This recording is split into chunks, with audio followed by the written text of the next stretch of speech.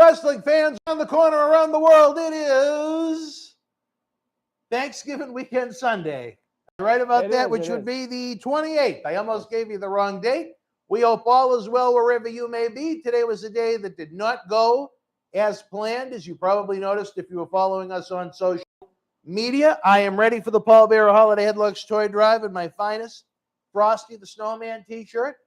You are not in the same decor as I, but nope, not at all. I look like a Christmas present ready to be unwrapped. Well, baby. you're definitely a present to everyone that meets you. I am. Yes. I am. Well, guys, we are sorry about Just Incredible. At the time he left, it turned into horrible holiday highway traffic, which I think anyone that travels on the highways, anyone that travels on the holidays probably realizes is coming.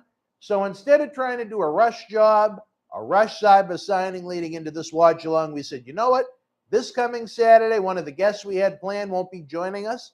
So why not just have him here in a much more informal, relaxed environment where we can chew the fat, talk wrestling, have some of our great Patreon fans come down and meet him for free as part of their quote-unquote membership, so to speak, and do the live cyber autograph signing for the Paul Bearer Holiday Headlocks then. So next weekend, you get not one, but two. You get Justin on Saturday.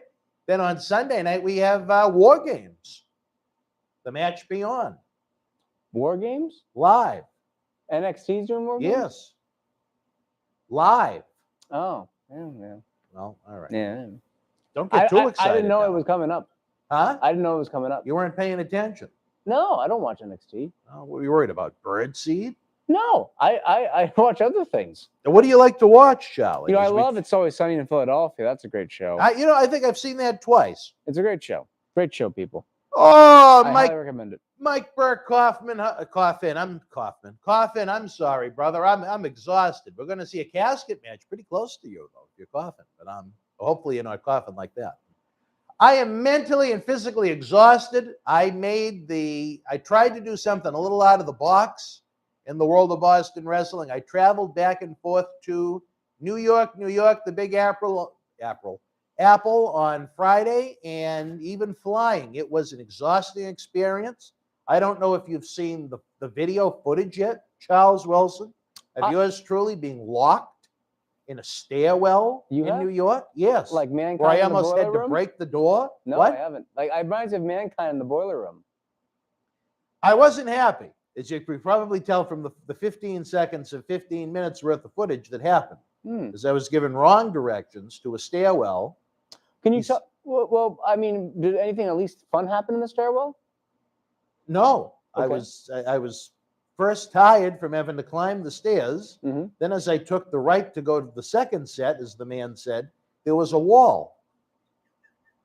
So I had to go back down the stairs to the doors. Not Jerry and the Toot doors the were wall. locked. What? Not Jerry Toot the wall. No, no. He's Unfortunately, passed. he's no longer with us. Joe Shipley. Good evening, Dan and Jolly.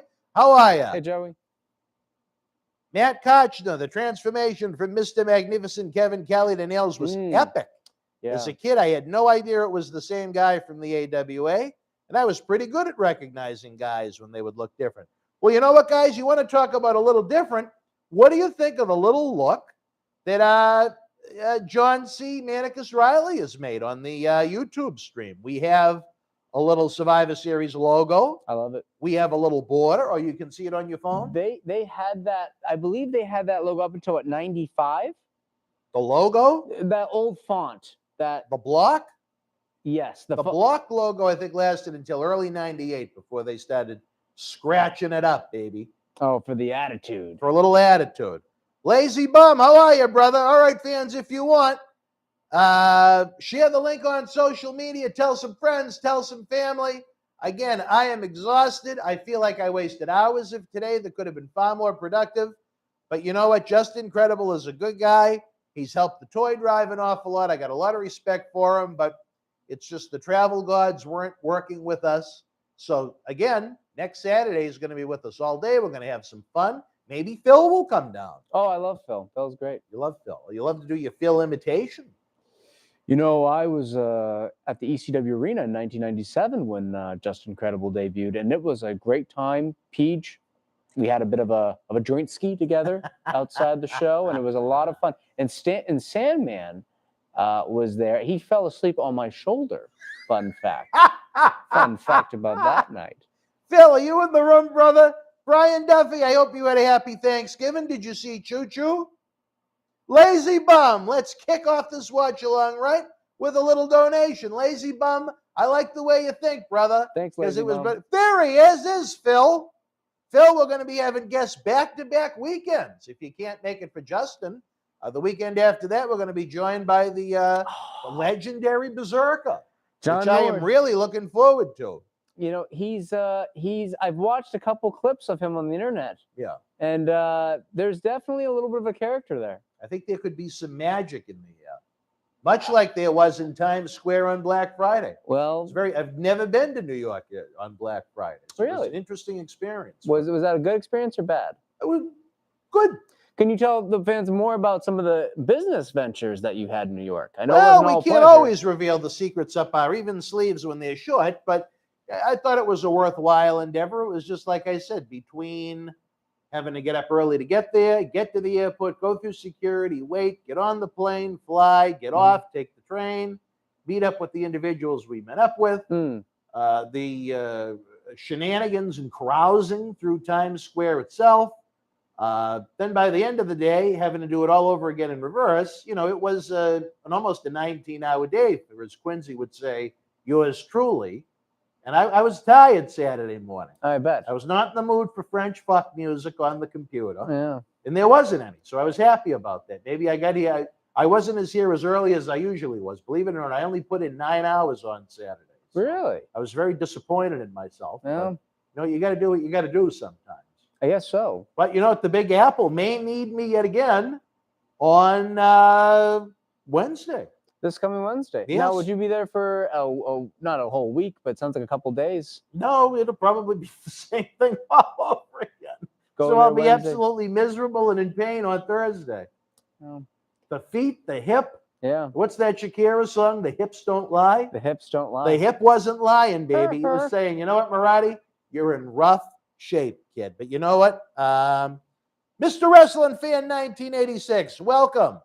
Hey, Mr. Wrestling Fan. Who else do we got in here? The phone is going off already. You became a wrestling fan in 1986. Wait a minute. What's that? You became a wrestling fan in 1986. Very true. I was not a wrestling fan in 1986. I was not alive yet. I think I became a wrestling fan in maybe,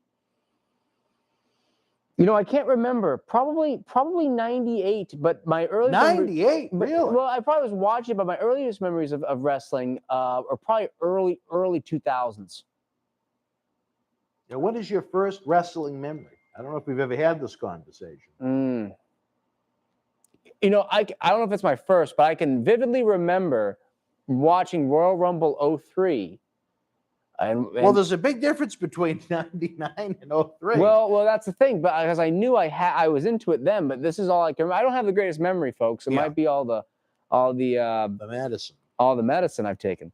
I can remember watching Kurt Angle and Chris Benoit in that match they had, and I was ecstatic. And I think Benoit I was cheering for Benoit. Benoit was my guy. I was a big Benoit fan back then. And I think he was the baby face, so naturally I was drawn towards the baby faces, unlike you, who always like despicable heels. I gotta be me. Someone could throw a bus full of children off the edge of the earth. You'd be like, what a guy. No. You always like the heels. I'm not that bad. Come on now. No. But it's like I'm going to send you this video right now as we start up Survivor Series 92. I want you to see what happened to me so you understand. Is it a Quincy Rustani-esque story? It sounds like it. It's not even really a story. It was more of an experience where this idiot that worked there gave me the wrong directions that I took at face value. And for the better part of 15, you should have seen how pink my fists were yesterday from... Pink fists, huh? Not pig, like pig. No, pink. What were you doing with those fists? Well, you're going to see it on your phone in about 2 seconds. I'm holding it up. I want to see this. Dan looks like he's dressed to visit Don Morocco and Kevin Von Erich. Aloha. It's actually different snowmen, like Frosty. Joe Shipley. My first memory was Mr. Perfect and the Genius attacking Brutus Beefcake with a chair. I was so scared I cried. I actually finished... Beefcake's book when I was on the airplane coming home. Did you like it? Okay. When he wasn't in love with himself, it had some interesting stories. Well, that's all the I books. enjoyed the part that was dedicated to the Greg Valentine, Annie the Ass Eater romance. You enjoy anything with that. Which is, well, I mean, the fact that it's in a book to me. Yeah. No one can and the life say, "Oh, you can't go there." But he felt it's in literature. Well, do you think it's hilarious the fact that he had such a life, because he had a good career, and the fact he had to put that in there? Out of all things he could have forgotten or remembered, he had to remember Annie. He mentioned Boston.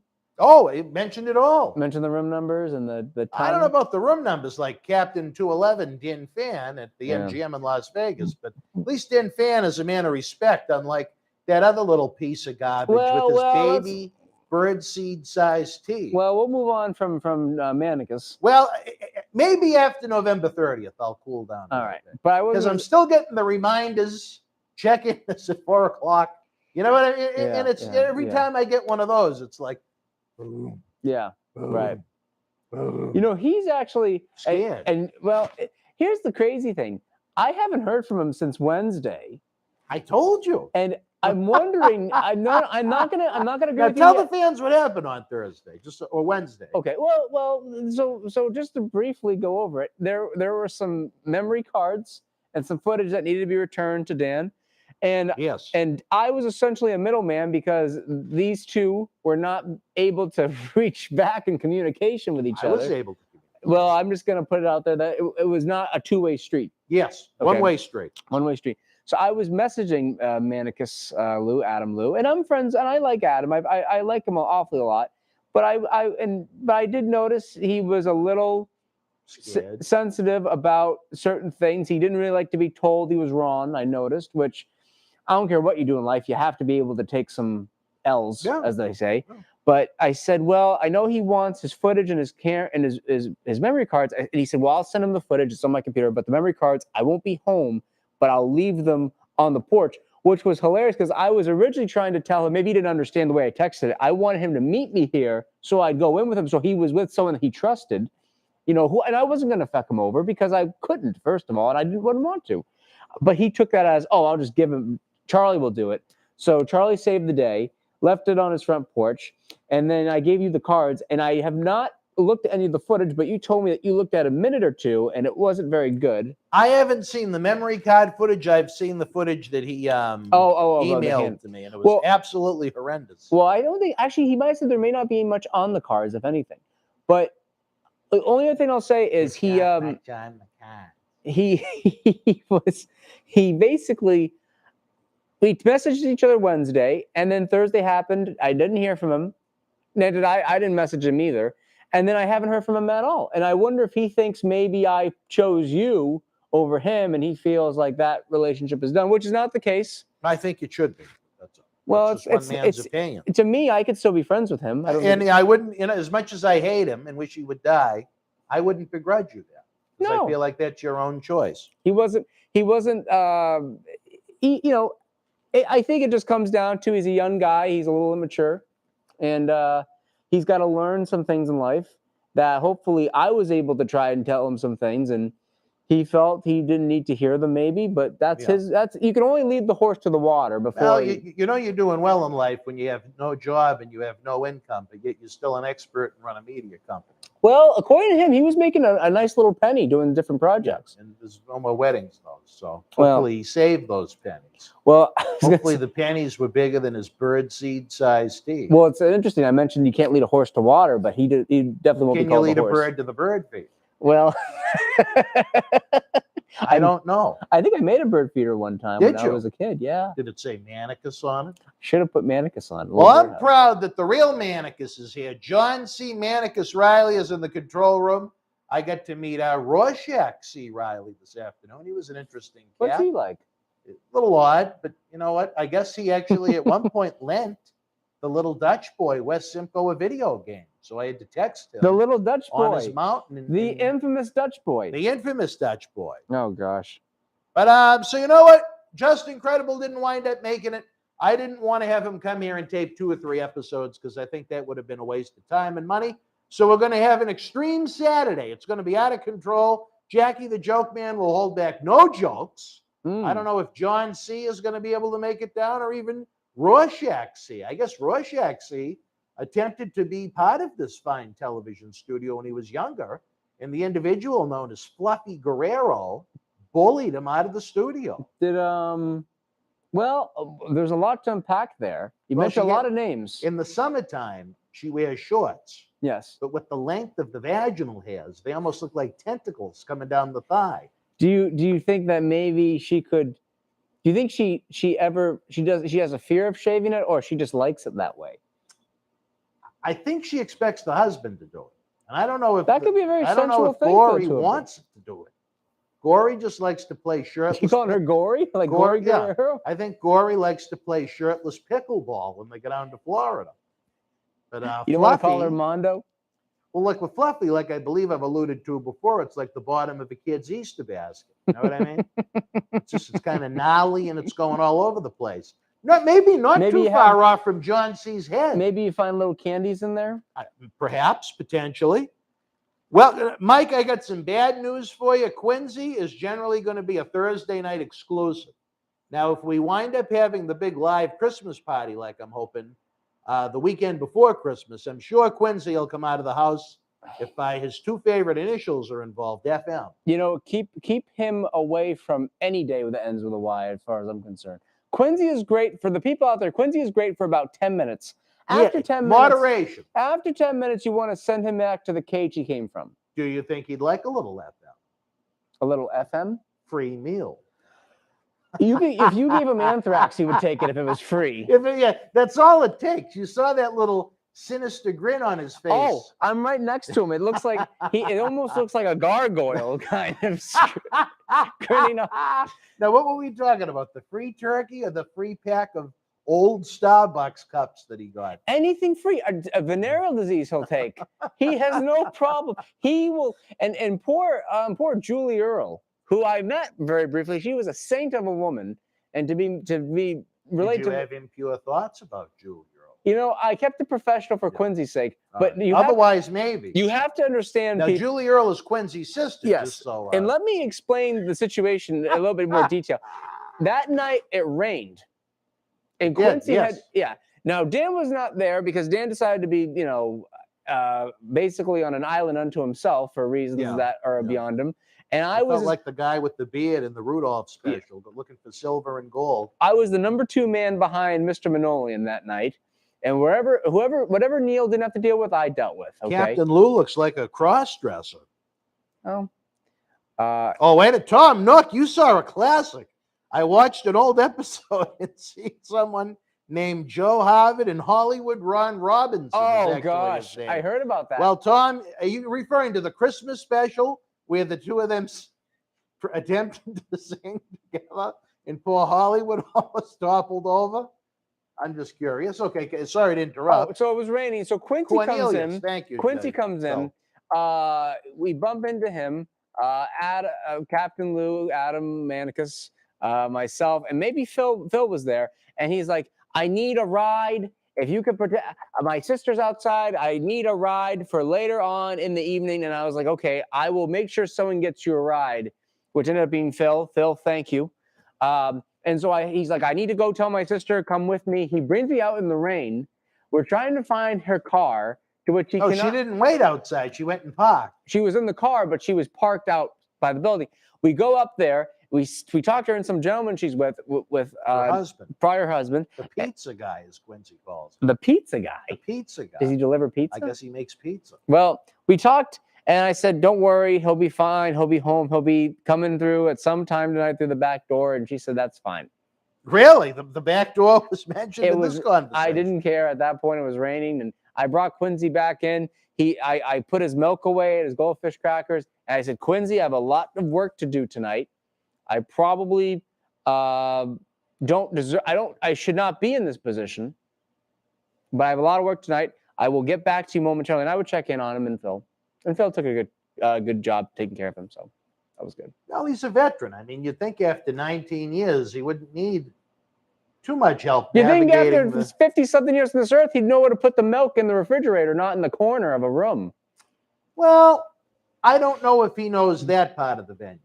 Well, he definitely found a corner, and he definitely knew the part of the venue where they served pizza. I would have dropped him off near Pigot's office. I should have. You know, and Given her a little he helped something to himself to a do. nice little free slice of pizza. Poor John C. gave up his life savings for a slice of pizza. John C. bought the pizza, Yeah, he which I did. was just blown away by. But oh, look at that! Matt is dropping the little hint. All right, fans, with that banter, we built up a little audience. 23 minutes in, we're gonna go LIVE live with Survivor Series 1992. John C. Manicus Riley, can you make the big switch to Charlie? Yep, right here. All So right. we're going to be going on live, guys. The link is in the chat. Or if you're on your televisions watching from home, you could go to Peacock, go to Survivor Series 1992. I think it's like the 5th season of Survivor. Season 6 of Survivor Series. This is a show I've been looking forward for a little bit, Dan, because it's got one of my favorite matches on it. All right. Well, we're going to go live in 5, 4, 3, 2, 1, click. All right, guys, we're starting. All right, baby. We got a little volume. Yes. Ladies and gentlemen, I believe it's back in Ohio, if I remember correct. Yep, Before you Richfield- switch, let me get my big ass down, Coliseum, Judge. Richfield, Ohio. Was this a sellout, I wonder? Or At that point, I wouldn't be surprised if it wasn't, but pay-per-views were so rare, those usually would draw all right. It looks like a good crowd. Well, you can do a lot with camera tricks. John C., could you send a care package to your good friend out here on set? Phil is going to be back in 35 minutes, not to be confused with 30. They are back in Richfield, which was the home of the first 2 Survivor Series. Now, is this the one that you're excited about? No. John C.'s doing a little pouring in the other room. Fans, if you are in the comfort of your own home or traveling and not driving, why not have an adult spirit with John C. and I? And this was not the match, Nails and Boss Man. They headlined Boston that month in a cage. Was this right before Nails left? Yes, probably A couple weeks? 2 or 3 weeks. Thank you very much, sir. Thank you very much. Michaels and Hart. It's plenty of water. Thank you, sir. Thank you. This was the match. Fantastic match. We'll get to that later. Oh, yeah. I think it was eons better than the things they did later on. You know, I've still yet to watch that Iron Man match. Well, you're lucky. All right. Ultimate Maniacs, it is not. This was right after Warrior got the big... Him and Davey Boy, the same day, I believe. Did you know what's interesting is Davey Boy lost the Intercontinental title shot the month prior, but they didn't know they were firing him yet. I don't think. No, they did not. It was perfect coincidence. Hey, we gotta get. It was a good coincidence. Yeah, I believe it happened for Bulldog. I can't speak for the Warrior, but I believe it happened to Bulldog at an afternoon show at the Garden. That November of '92 event I just mentioned, where Boss Man and Nails worked inside a 15-foot high steel cage. Oh, and this. Baby, bird. We got a little high energy going on. I heard Owen was not a big fan of this tag team pairing. I think he liked Coco, but wasn't a fan of the presentation and the card placement. Well, it was definitely Undercard City. Yes. Oh yeah, Coco. I think Brett talked about because they weren't doing much with Coco, so it was kind of like a. They weren't a bad little undercard team. Oh, we got a young Rikishi. Not even an introduction for the head shrinkers. We're getting a pretty good push. Did they just get there at this time? Yes. Okay. Yeah, very, very new. Alpha with the turkey? Well, he's celebrating his Thanksgiving a little early. This was Thanksgiving Eve, 1992. You can really see how Jimmy and Jay look like their dad in the face. I mean, Rikishi was heavier, but you could see it in the face how they look. Yeah, a hell of a lot bigger. Yeah. Hell of a lot bigger.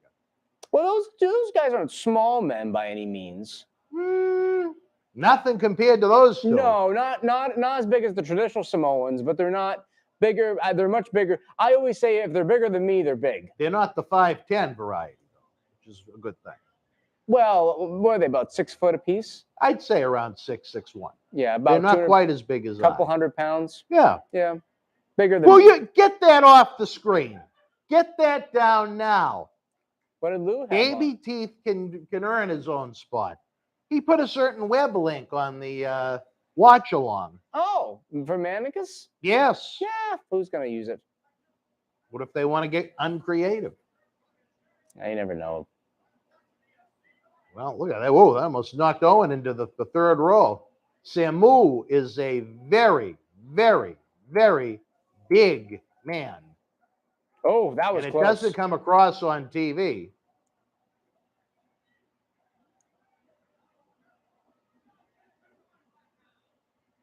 He had a run in the mid-'80s as a Samula and Samoan number 3. Then came back here in 92 for a second run. A very, well, yeah, it was kind of a short run. I think just right around 2 years before he got fired. Any reason he got let go? Just He was in some kind of a fight. I believe it was either a night or two before the September of 94 Boston Garden House show. And he was replaced by 1-2-3 Kid with Fatu against Shawn Michaels and Diesel for the tag team titles live in Boston during the Heart Attack tour. Really? Yep. What year? That would have been 94? September of 94. Pretty good show. Oh, look at that. And initially, when WWE started these tour themes for the names quarterly, it led to kind of a spike in business. It was a very smart move. The WrestleMania 10 Revenge Tour led to some tremendous upgrades in attendance in various markets from the previous time they were there. Interesting enough, I just found out people say 95 was the death knell for WWF. Their live attendance went up a little bit from 94 to 95. There was a slight increase in the live attendance. Not a huge, but there was a little, there? It went from about 2880 to about just over 3,000. Wasn't huge, but it was them out of the box. Well, they went up. That's all I'm trying to say.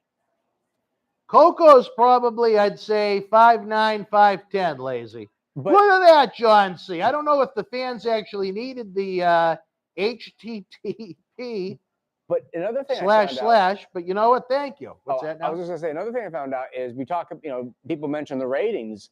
Raw back in 94, 95 was doing like 2 to 3s.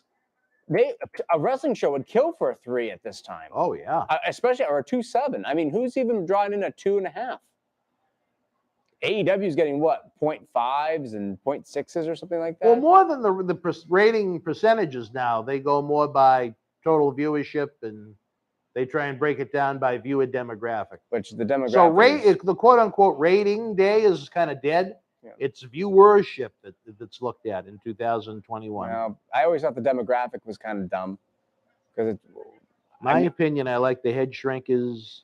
My opinion, I like the version of head shrinkers over Fatu and Sione. Yeah, Sione was just kind of brought in because they needed to bring someone in to fill the spot. Barbarian fit. I think everybody knew it was the Barbarian. He wasn't gone that long, but.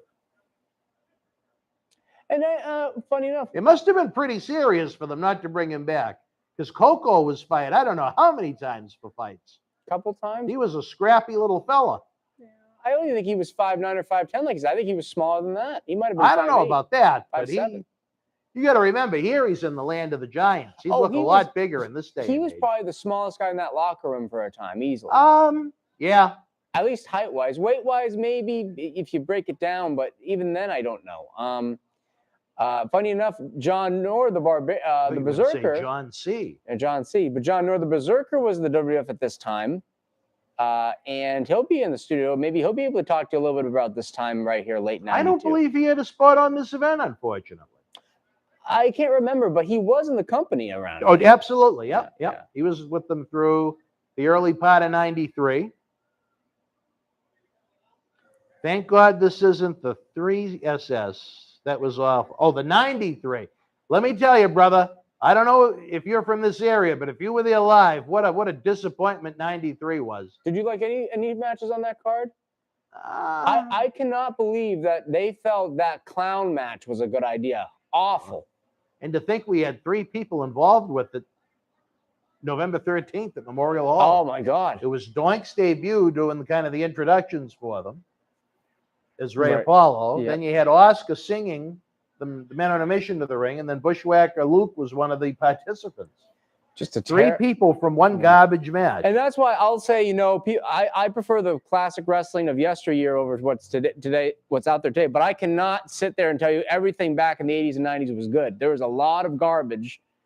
And that was definitely a garbage segment with a garbage match. Oh, the whole show. You know, it was just a giant disappointment. You know, but it's sad that that was the only pay-per-view that venue got. I mean, you know, they did end up getting, well, actually, I can't even say that. What? Because the Fleet Center got the Garden years later. No, the new venue got, because they stopped running there for over 2 years. No, almost 2 years. 95. I mean, they couldn't go to Boston in 95, and so they went to Hartford. No offense to people in Hartford. Well, they were the second event ever in the new building. And then they didn't go back again until August of 97. So it was quite a break. It's almost 2 years, 22 months. What do you think about this match? I'm really actually kind of enjoying it. Owen looks like he's ready for bed in his pajamas, but that didn't help the jobber gear they've got. It's different, but it's. I think in a different tag team division, they also would have had a chance to flourish. But again, it was the day of the big man. You know, I think they would have. Yeah, I think they just seemed like an after. I think if they came along a couple years later, they probably would have done better. Yeah. Yeah. Well, look at how well Owen would do a year or two later on his own as a single. Right. So you're on the right track. Scooping a slam from Samu. Is that going to be enough to put him away? Coco struggling to get to his feet. I like for whatever reason, when Samu would do that thing with his hands, I think that added to it. And a nice victory for the Head Shrinkers. This was the personification of the era. Everybody get off the gas or be gone. Head Shrinkers certainly didn't have that look, but they were scary, dangerous-looking men that fit the part of pro wrestler. They weren't going to, cause anyone concern, I guess, that they may have been having some illegal substances. Well, I mean, if you look at Owen and Coco, they're certainly solid looking, but they don't look like they're just juiced out of their minds. Oh, no. I mean, you can be in good shape and not be juiced out of your mind. Yeah. I think we're getting some intel. Let's see. We love our intel. Bobby Heenan drawing the little turkey.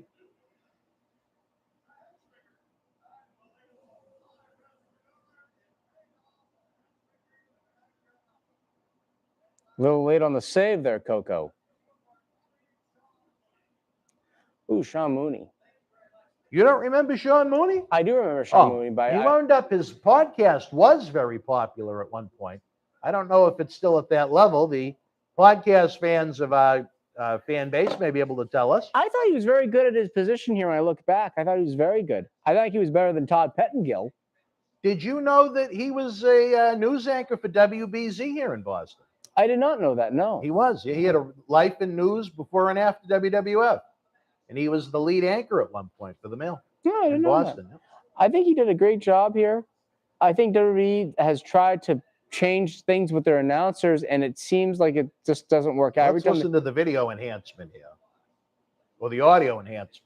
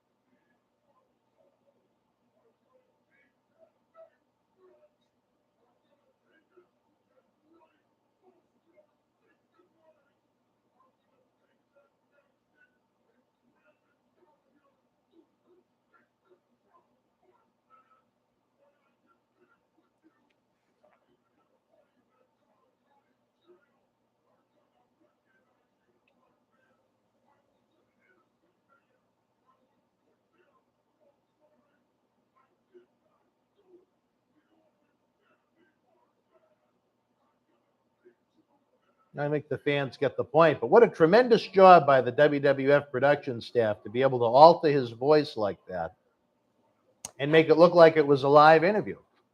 They were able to do that. Wow, I didn't know that at the time. They made a mistake one time in the house shows leading up to, actually, it was that November of 92 cage match where they forgot to alter the voice, and it was his real voice, which is kind of a high, squealy voice with a Minnesota accent, screaming about how the boss man was going to serve hard. You're going to serve hard time, boss man. Well, you know, I think the character is very interesting. Oh, I love him. The character's interesting. I love Nails. I wish he had a bigger run. It'd be interesting. I think, especially in a more modern context, where people were saying, was he actually an innocent man? That was... Well, you know, they could have gone the NBC Dateline route to try and investigate whether he was an innocent man. But I'll tell you this, the fans were hot for him and Undertaker. They got the cover of the magazine the month he was on the way out of the company. Yeah, and Marty talked about his run with Nails. He said he was actually kind of a relaxed guy. Is he a really relaxed guy? Well, yeah. But Nails, it's funny, as Kevin Kelly, he did look much different. He looked kind of like Mr. Magnificent, Kevin Kelly. Yeah, he had the blonde hair. By a certain, well, we won't even who's he managed mention her by name. But... Martel? Nope, he would have been lucky. Reynolds? Nope. He would have had an STD. Missy Hyatt? Nope. Oh, come on. You're going to think back a couple of weeks. Oh, Medusa. Yeah. Medusa, right. I'm like, oh, yeah, who's this? But Boss man wants some revenge before he can climb that 15-foot pole. But I think Marty did say that Kevin Kelly was pretty much a laid-back guy for the most part. I had heard he was a loner outside of a few of his friends. I have his cell phone number. I have been trying to get him in here or for live appearances for quite a while. Do you think he'll come or no? He wants nothing to do with this industry. He felt it did him so wrong. No, maybe it's a shame. But it's interesting because he looked like he did in the AWA. You think Vince would want to bring him in as that look? Well, again, I'm sure that was a gassed up Kevin Kelly. It must be my educated opinion. Yeah. And they had to do away with it. They were under. You don't understand the scrutiny that this company was under. You would have had to have, as a fan or in the business, lived through what was happening in 92 to them. It was brutal. And you know what? It's still kind of an issue. Not so a big issue, no but one cares now. No. This is you didn't let me finish there. Well, that's why I interrupted. Well, it's still kind of an issue. It's a little bit of a debate among fans that I've seen. Some fans miss the big hulking steroided up monsters and they think it's better because of that. Other fans I see what you mean. like the fact that it's natural and it's more about the pure athletic ability and all that. I think there's got to be a middle ground because look, there's some phenomenal athletes now. I'm not gonna you'll admit to that, but some of them look like small children. Sorry to interrupt you again, but what a big bump from a big man. Oh no, that was Ray Traylor was great, just great. I saw him do a move where Mr. Perfect sent him in. He slid underneath the rope, came back up, hit him with a punch so quick. It was amazing the athletic ability he had. And that's again. Comparing it to what's in the ring nowadays, that is not a small man, neither one of them. But as I was just saying, you see these great athletes, but they look like they should be in Twinks Gone Wild 17. And it's like, it kind of takes you out a little bit, you know? I missed 16, I guess. I don't know what they look like. Even the main event of this match, those two guys weren't giants, but they looked like men. They looked like they were solid, well-built men. They looked like men that could fight or could handle themselves, you know, and they didn't have it, and they weren't on any gas at that time. No, that's why I think Nails, kind of made himself look foolish during Vince's steroid trial, trying to say that Vince was trying to push steroids on him in 92. Not only was Vince trying to get everyone in the company off of it, they lost almost every major star they had between WrestleMania 8 and the end of the year, and this guy wrestling an outfit from neck to toe was told to get on the gas. I mean, come on. It helped. Guys like Taker wrestled in outfits like that, and Brett wore that big singlet, and it kind of covered. If you were a guy in trunks and you cut off roids, you might have lost 15, 20 pounds, but you'd be noticed. Which is why Macho Man went to the shirt. Yeah. Smart thing for him because it made him a whole new character in some ways. Yeah, I agree with you, Big. The gas, it did make a big difference. But And then they got it back. made, I'll say this, it made for a much, in the most part, for a much more slower, prodding execution. But funny enough, when they got rid of the drug testing policy and the Attitude Era came, everyone got big again, and then the ratings went up, and the house show attendances went up, and the pay-per-view buy rates went up. So is there a correlation there? There might be a little bit. Well, I think a lot of fans just wanted, the wrestlers to be larger than life. Yeah. And when they weren't larger than life, when they looked like you, or I'm bigger than the majority of the roster now, nothing against you, but I mean, no, right around your size, you're not an exceptionally large man. No, and I think people, when they watch that, that's what they want to see. When you watch football, you want to see some badass guys and some out of this world quarterbacks. And I think too, again, I think I told you this. Everyone saw there'd be a small guy who'd come along, and everyone thought, well, if he could do it, I could do it. But he was great at it, and he was the only one. It wasn't 20 of you guys doing it at the same time. And AEW is really bad. I watched. There was a match. I just was turning channels. It was Billy Gunn wrestling Darby Allin. Billy Gunn is almost 60 years old and looks phenomenal. He looks better than Billy Gunn is enormous. He's a huge man. He is a huge man, and he looks great. Never mind his age. He looks better than a lot of guys that are half his age. And he's wrestling Darby Allin, who, in my opinion, looks like a brooding twink that his parents dropped off at the Hot Topic. And was he selling for him? I didn't even watch. Oh. But you were that disgusted. I don't know. I think I saw an article on the internet. It was called "The Four Pillars of AEW," and it was Darby Allin, Jungle Boy, MJF, and Sammy Guevara. And I'm like, out of those four guys, who is gonna? I mean, MJF's a great worker, but we were talking about him last time. He's not a big man. Sammy Guevara is smaller than him, at least in weight, and then Jungle Boy is probably 5'10", maybe 165, 70 pounds. And then you've got little twink Darby. None of those guys. I would put Guevara in the same category. If I said to my friend, and they didn't understand this, if I think I can beat you in a fight, that's not a good thing. Could be it for nails. It is. Look at the pop Boss Man. Kind of a quick win for Boss Man in their only pay-per-view encounter, which I found strange, where Nails was working a lot with Ultimate Warrior at this point. He was getting ready to be groomed for a massive feud with Undertaker, and Boss Man was on his way out of the company. He'd be gone at the Royal Rumble 2 months later. I didn't understand the result. I'm going to be honest. Well, I wouldn't lie to you. I mean, I think it would have been interesting, because what are you going to do with Boss Man from this point? It's not like he went and had a Well, if he's leaving in 2 months, I wouldn't do much. Well, did they know he was leaving at that time? I thought he left in the spring of '93. No, Royal Rumble was his last night. Maybe he did a few house shows on the way out. I heard he left his last televised appearance. He left because you didn't want to be down with the ship. Oh, and this was a great pairing, I thought. Yeah, it was a great way to get Razor over. I like their matching colors.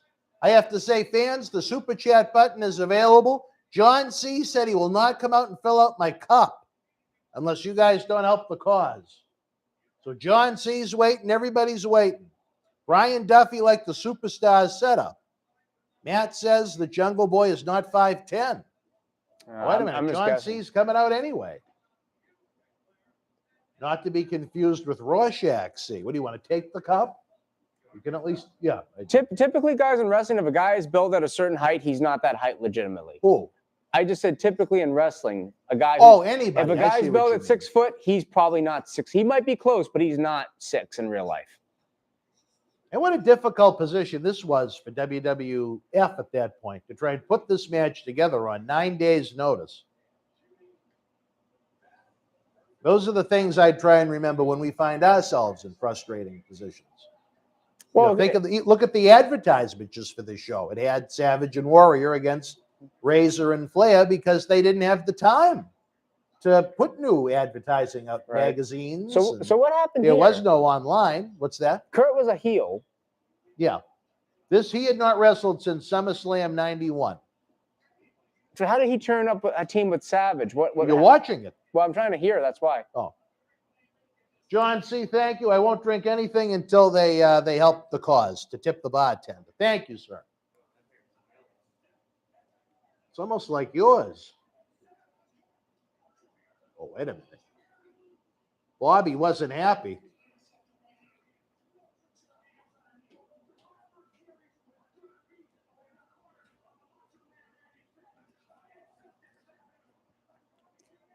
It was very odd watching this as a fan. But what was the story exactly? Savage needed a partner, and he said, "I choose Kurt Hennig," and Kurt Hennig. Choose the perfect partner. Yeah. But why did Perfect accept? I couldn't exactly hear. I think I think he found it complimentary, and Heenan kind of answered that no, he is not going to win. I think Perfect was insulted by that, and it led to this altercation and this slap.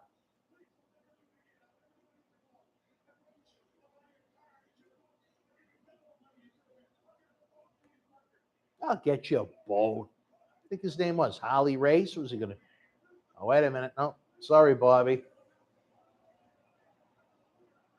Look at his. Well, rug. Bobby was always a good foil if you wanted to turn someone babyface. Look at his rug getting a little wet there. I don't think that was a piece. No, I don't think so. I think he had a good head of hair, and Perfect did too. Even though it looks kind of. I think this was Desperation City more than anything. I mean, you talk about. Yeah, a very flimsy way of turning someone baby. Not only that, but inserting him into the main event picture. You know, they needed someone. You know, I personally wouldn't have even gone this route. I would have had Flair wrestle Hart at the main event, but I guess there was some political thing. But then there wasn't that. They'd have to blow the entire card up. Everything. They couldn't just do Savage. Scratch. They couldn't just do Savage and Macho. Savage and Hall. Savage and Razor for the semi. And then what do you do with Shawn? Nah, Shawn could wrestle some mid-card guy. And then you change in 3 matches. Yeah, but they could have been better. Have Shawn wrestle someone just kind of not a throwaway, but have him get into an angle. He was the Intercontinental Champion. Well, no, but have him. They could have they had a mid-card guy he could have wrestled. Tito Arriba. Oh. They just did that at WrestleMania. No. What happened to Martel? Why did Martel not get that IC belt? He should have been the IC champ, I think, at that point. I don't. There was something that went on with his wife for a few years that kept him out full time. I don't know if they ever looked at him even in the role for that belt, even if he was full time. Because he wrestled Razor for it in '93. Yeah, he had title matches, but I don't think he was ever considered for that spot. I think he would have been a great Intercontinental Champion in that era. I think maybe in '89, but they were Warrior happy at that point. Yeah, even in 94, 93, 94. Il America, how are you, my friend? He's a machine. How are you, brother? Let's see what this is now. So I'm trying to get some intel for you fine folk. What do you think of the little background that John C. Reilly made there? It matches the Survivor Series coloring. You got the Survivor Series logo in the back of the chair that Charlie's just lounging in after his motorcycle accident. Been healing up on that, though my shoulder's a little stiff in certain spots. I got to go get looked at. To go see our good friend Dr. Scott Darrow at Bay State Chiropractic 2 doors down. I don't think it's a torn rotator cuff. I think it's just like a really badly pulled muscle, but I got to go get it looked at.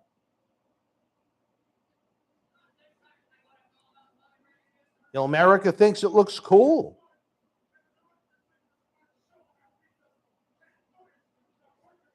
Well, speaking of the model. Hey! Looks like he's getting her off the Love Boat. Looks like Thurston Howell III over here. No, I don't want to upset the fans, but I took a sip of the John C. beverage before the fans came through to tip the bartender. Please, folks, I'm thirsty. Help me out. It'll make for a much livelier watch-along. Tatanka. They could have had Shawn wrestle Tatanka. Well, they were doing that in '93, which I heard Shawn would not drop the strap to Tatanka. I guess he was playing some politics there, I heard, at that event.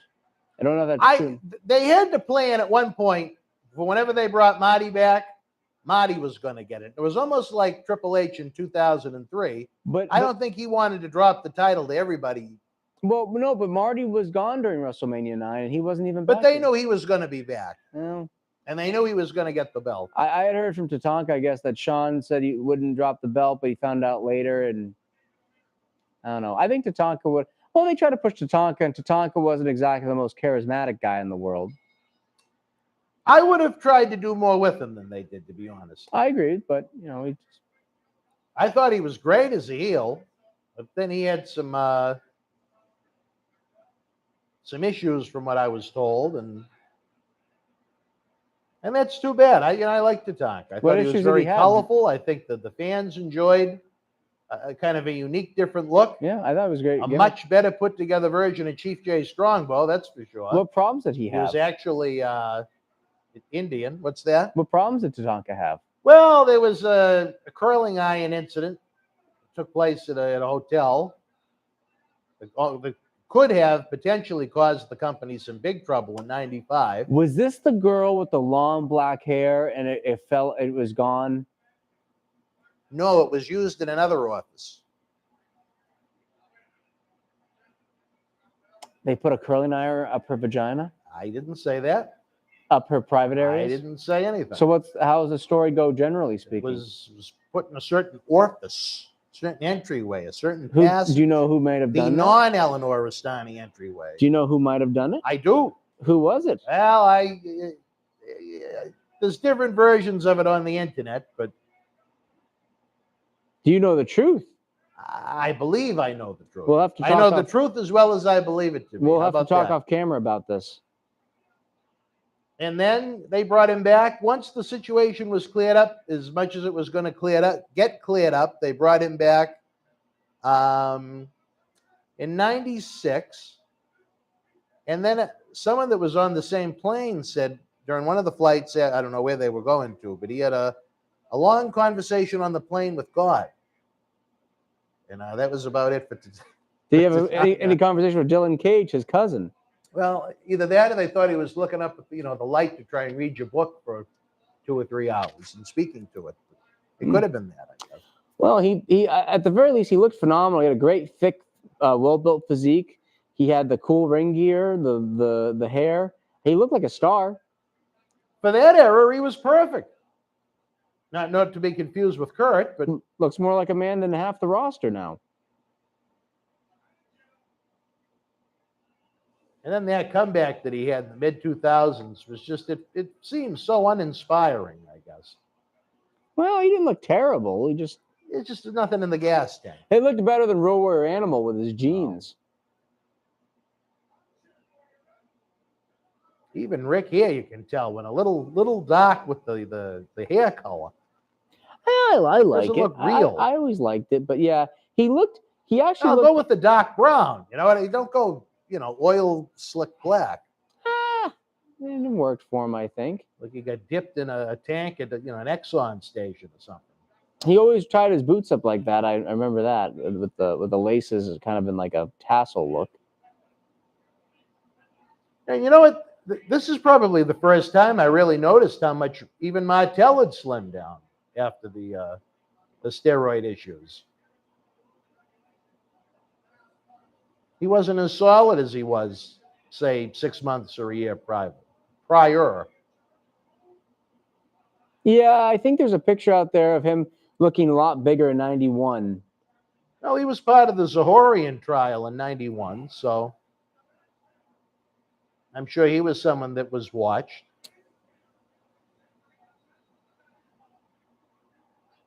Must be some kind of a brawl or something going on in the crowd.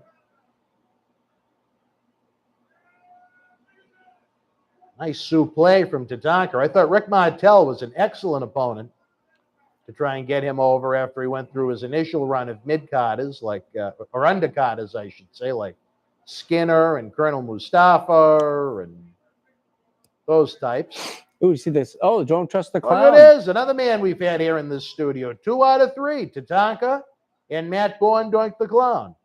Your favorite Matt Bourne, Doink the Clown. Well, is he your favorite Doink? Yes. All right.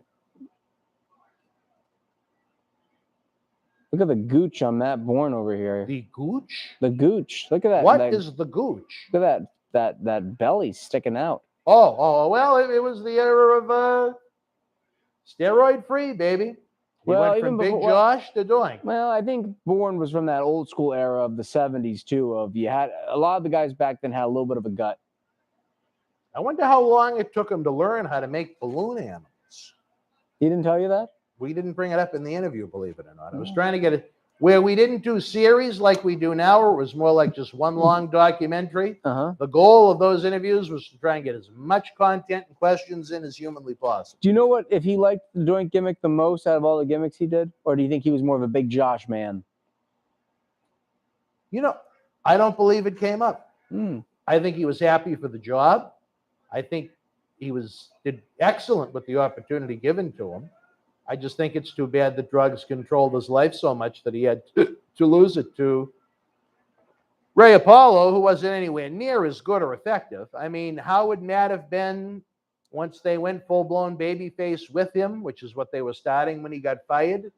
I don't know. I don't know if He had been a babyface before. fun, lovable, but not as the clown. as a gimmick. You know what I mean? I mean, did he do Big Joshes with the Bears? Yeah, but I mean, Doink was that was kind of a unique persona to pull off to begin with. Then to trying to go from this evil, sinister, it-like heel to funs and laughs and dink, you know, I don't know. Men on a Mission and the Bushwhackers with the clown hood. I can even really remember, what was Doink doing in '95 as a character? Ray Apollo. Nothing. He was just around. I think he was in the Rumble. He wasn't in WrestleMania. I don't remember him on any pay-per-views in '95. I remember the last time I saw him would have been the Raw they did to kick off the new fall season for '95, which was actually taped before SummerSlam, the night Davey Boy turned. And he did basically a squash match for Waylon Mercy, and the fans were chanting, "Kill the Clown." So that was pretty much it for Ray Apollo. Look at the ass meat shaking on Tatanka. It's a thick guy. I'm surprised he was steroid free at this time. Yeah, there was stuff out there where you could beat it. There was stuff out there you could use. Maybe Tatanka was natural here. He could have been. I mean, he was a young enough guy. He was in his early 30s, I think. Here? Yeah. Tatanka was that old here? He broke in kind of late. He had a very, if you watched the archives of Wrestling Insider Special Edition, you learned about Tatanka. He had a great 6-figure job working for one of the gym chains as a salesperson and had a great life, but his passion was to always enter into the King of Sports. That he did. Lawson thinks he was all natural. I think he would have been here. Maybe not how he got the physique, but if he kept it, he could have kept it naturally here. Because a lot of the guys, they used steroids to help get it, but once they got off, they were able to keep a lot of it. So, America says, I want to see Dan fight a dinner reservation. So that's supposed to be some kind of an implication that I'm a little on the plump side. Oh, you're a plump guy. Am I plump? I think so. I know we're going to be going to the satellite office. Potentially with the two arches. Brian, I believe that Doink was Bruce Pritchard's son, Kane. Did he get him? No. Martel kicked out just in the nick of time. Steroids shrink your balls. Yes, they do, Lawson. Thanks for the PSA. Have you taken steroids before? I take steroids often, but not for that use. Well, how you all doing? The more important thing is, how are you doing, brother or sister or whatever you may be? We're glad you're here. We're doing all right. We had a long day. We were expecting former ECW World Champion Justin Credible. Instead, he'll be with us in studio live this coming Saturday night. If you're a Patreon member, you can come and meet Justin absolutely free. The Quincy Rastani price is this new theme Manicus doing. Queen Bench, it almost seems like I'm missing half the question. We have John C. Manicus Riley in the control room. Is that the Manicus of which you speak? Fans, how many of you are actually watching along Survivor Series with us? I know sometimes you guys just like to come for the banter, but how many of you are actually into the event with us? That always interests me. In Jim Wilson's book, he quotes the courts asking Vince, what do you know about bitch tits? You know, it's been so long since I've read Jim Wilson's book, which I remember to be excellent once it gets past his college football career. He may have asked that. I don't remember. Or he may have said that. I don't remember. I can't picture a judge saying to Vince, "What do you know about bitch tits?" But it's going to be a little odd for a judge to say, "Hey, Vince, what do you know about bitch tits?" Well, when guys took steroids, sometimes they got some gyno. But I don't think You that have would. that naturally too. I don't think that would be a question the judge would ask, though. No, probably not. I don't know.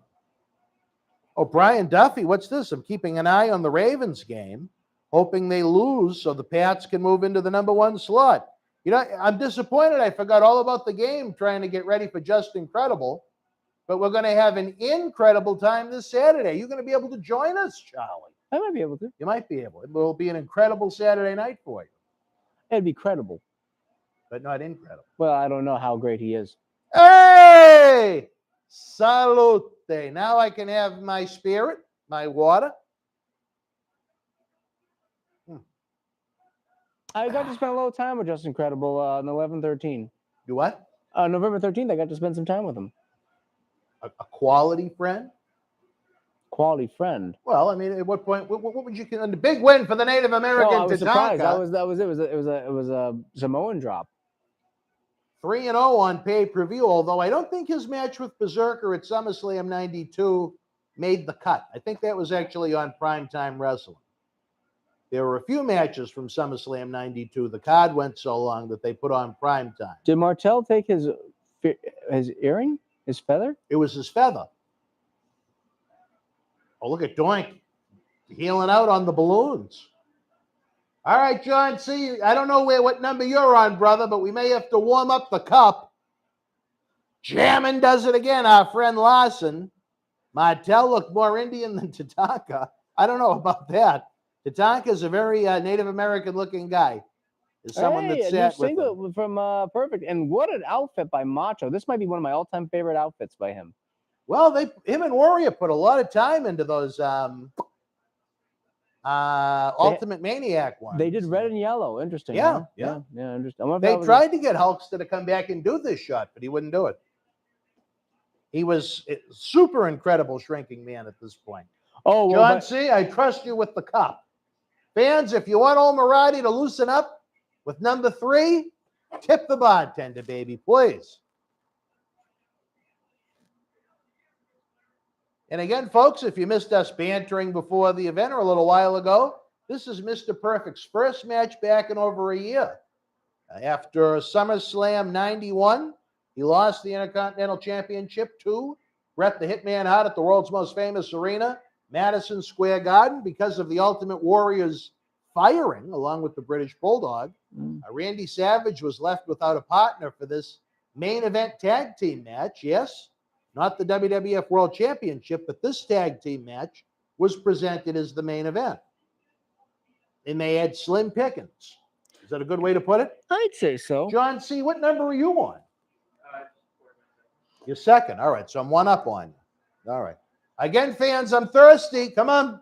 Please. Please. What's that now? It's all right. So am I, according to, what was the fan's name? Il America? It says he'd like to see. Hey! Lawson, you got to go a little higher with these, brother, or I'm going to be on the floor in about 15 minutes. Salute. He was going to survive. Yeah. Robert Smith, what's up, fellas? Happy holidays. Hope you had a good Thanksgiving. Can we use the C word with you? I know some people are very offended by that. The C word, Christmas? Yes, not the other one. Yeah, I think Christmas is fine. Does Christmas offend you? No. Why does it offend some people so much? I don't know. Is it do they feel like Christmas is being shoved down their throat? I don't know. I mean, I don't know what's offensive about Christmas. I mean, it's about Santa Claus. Yeah, to some. But Yeah. maybe to some it is the spirit of What are you laughing at my cross for? Now I'm insulted. Your little first grade cross. It's My first grade cross, John Cena Sr. gave this to me. Jonesy, hey brother, Hey, Father, brother. I got you this wonderful cross. I want you to read the notation of where it came from on the inside of the package. Hey, brother. How about the one Tony's wife made for you, Monica? She never made me one. I thought she did. She made one for Tony. Oh. I'll say this, that's a very nice, I don't know if I'd call it jewelry quite, but whatever it is, she did a very good job and must have put a heck of a lot of time into it. Well, apart from random gods, we could talk about this match here, and there's no elimination match in this show. One.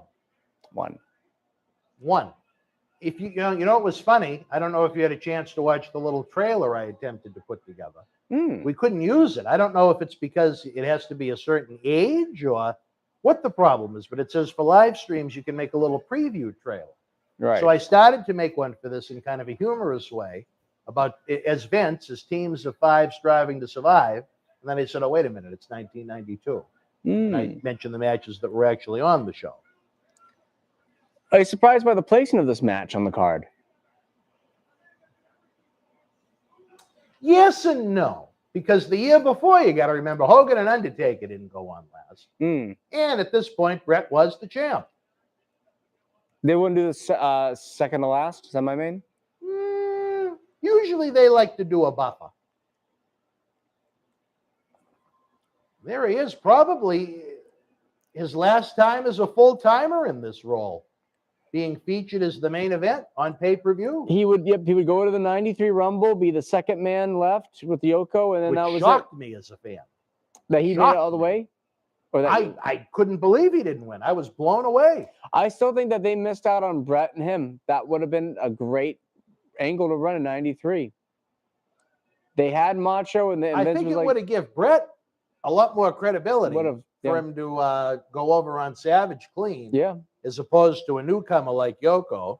And I think honestly too, Savage could still go. I think Savage had gas left in the tank, and they could have helped him with that next generation. I do love in this era though, Dan, the lights here, the entrance.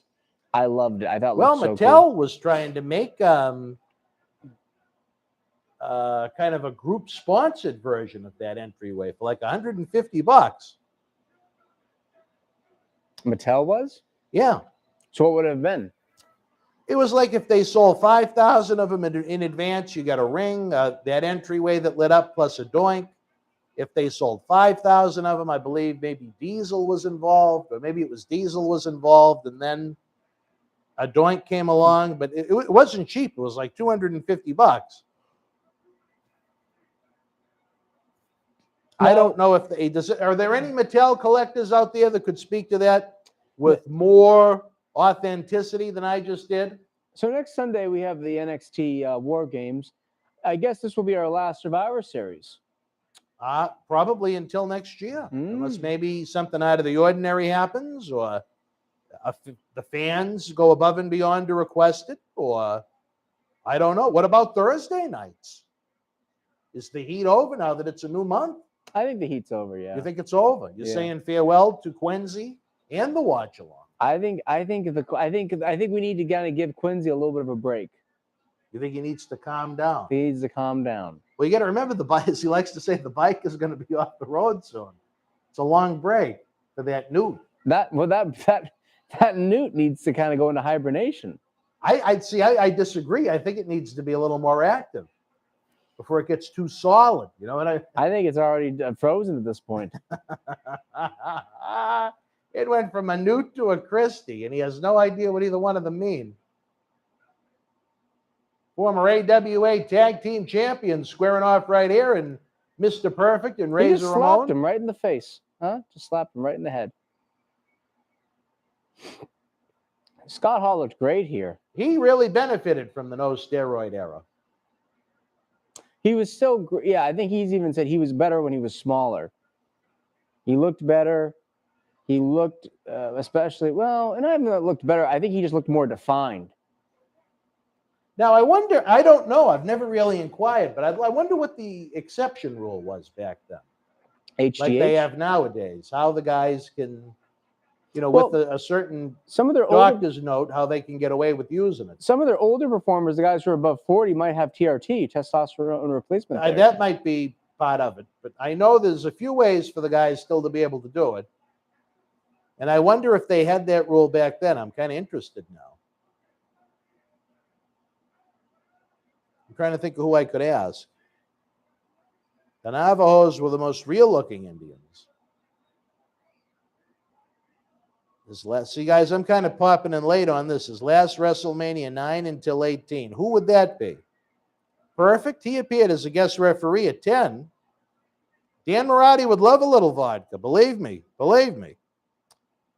Well, when I was a manager at Toys R Us, I met some people, some Pembroke Indians. I asked them about him, and he said that he gave back big to the Pembroke community. If you're talking about Tatanka, which is I'm going to be pretty sure you are, I know he is very generous with that community based upon some events we've had in the Pembroke area, which is a beautiful area of the country.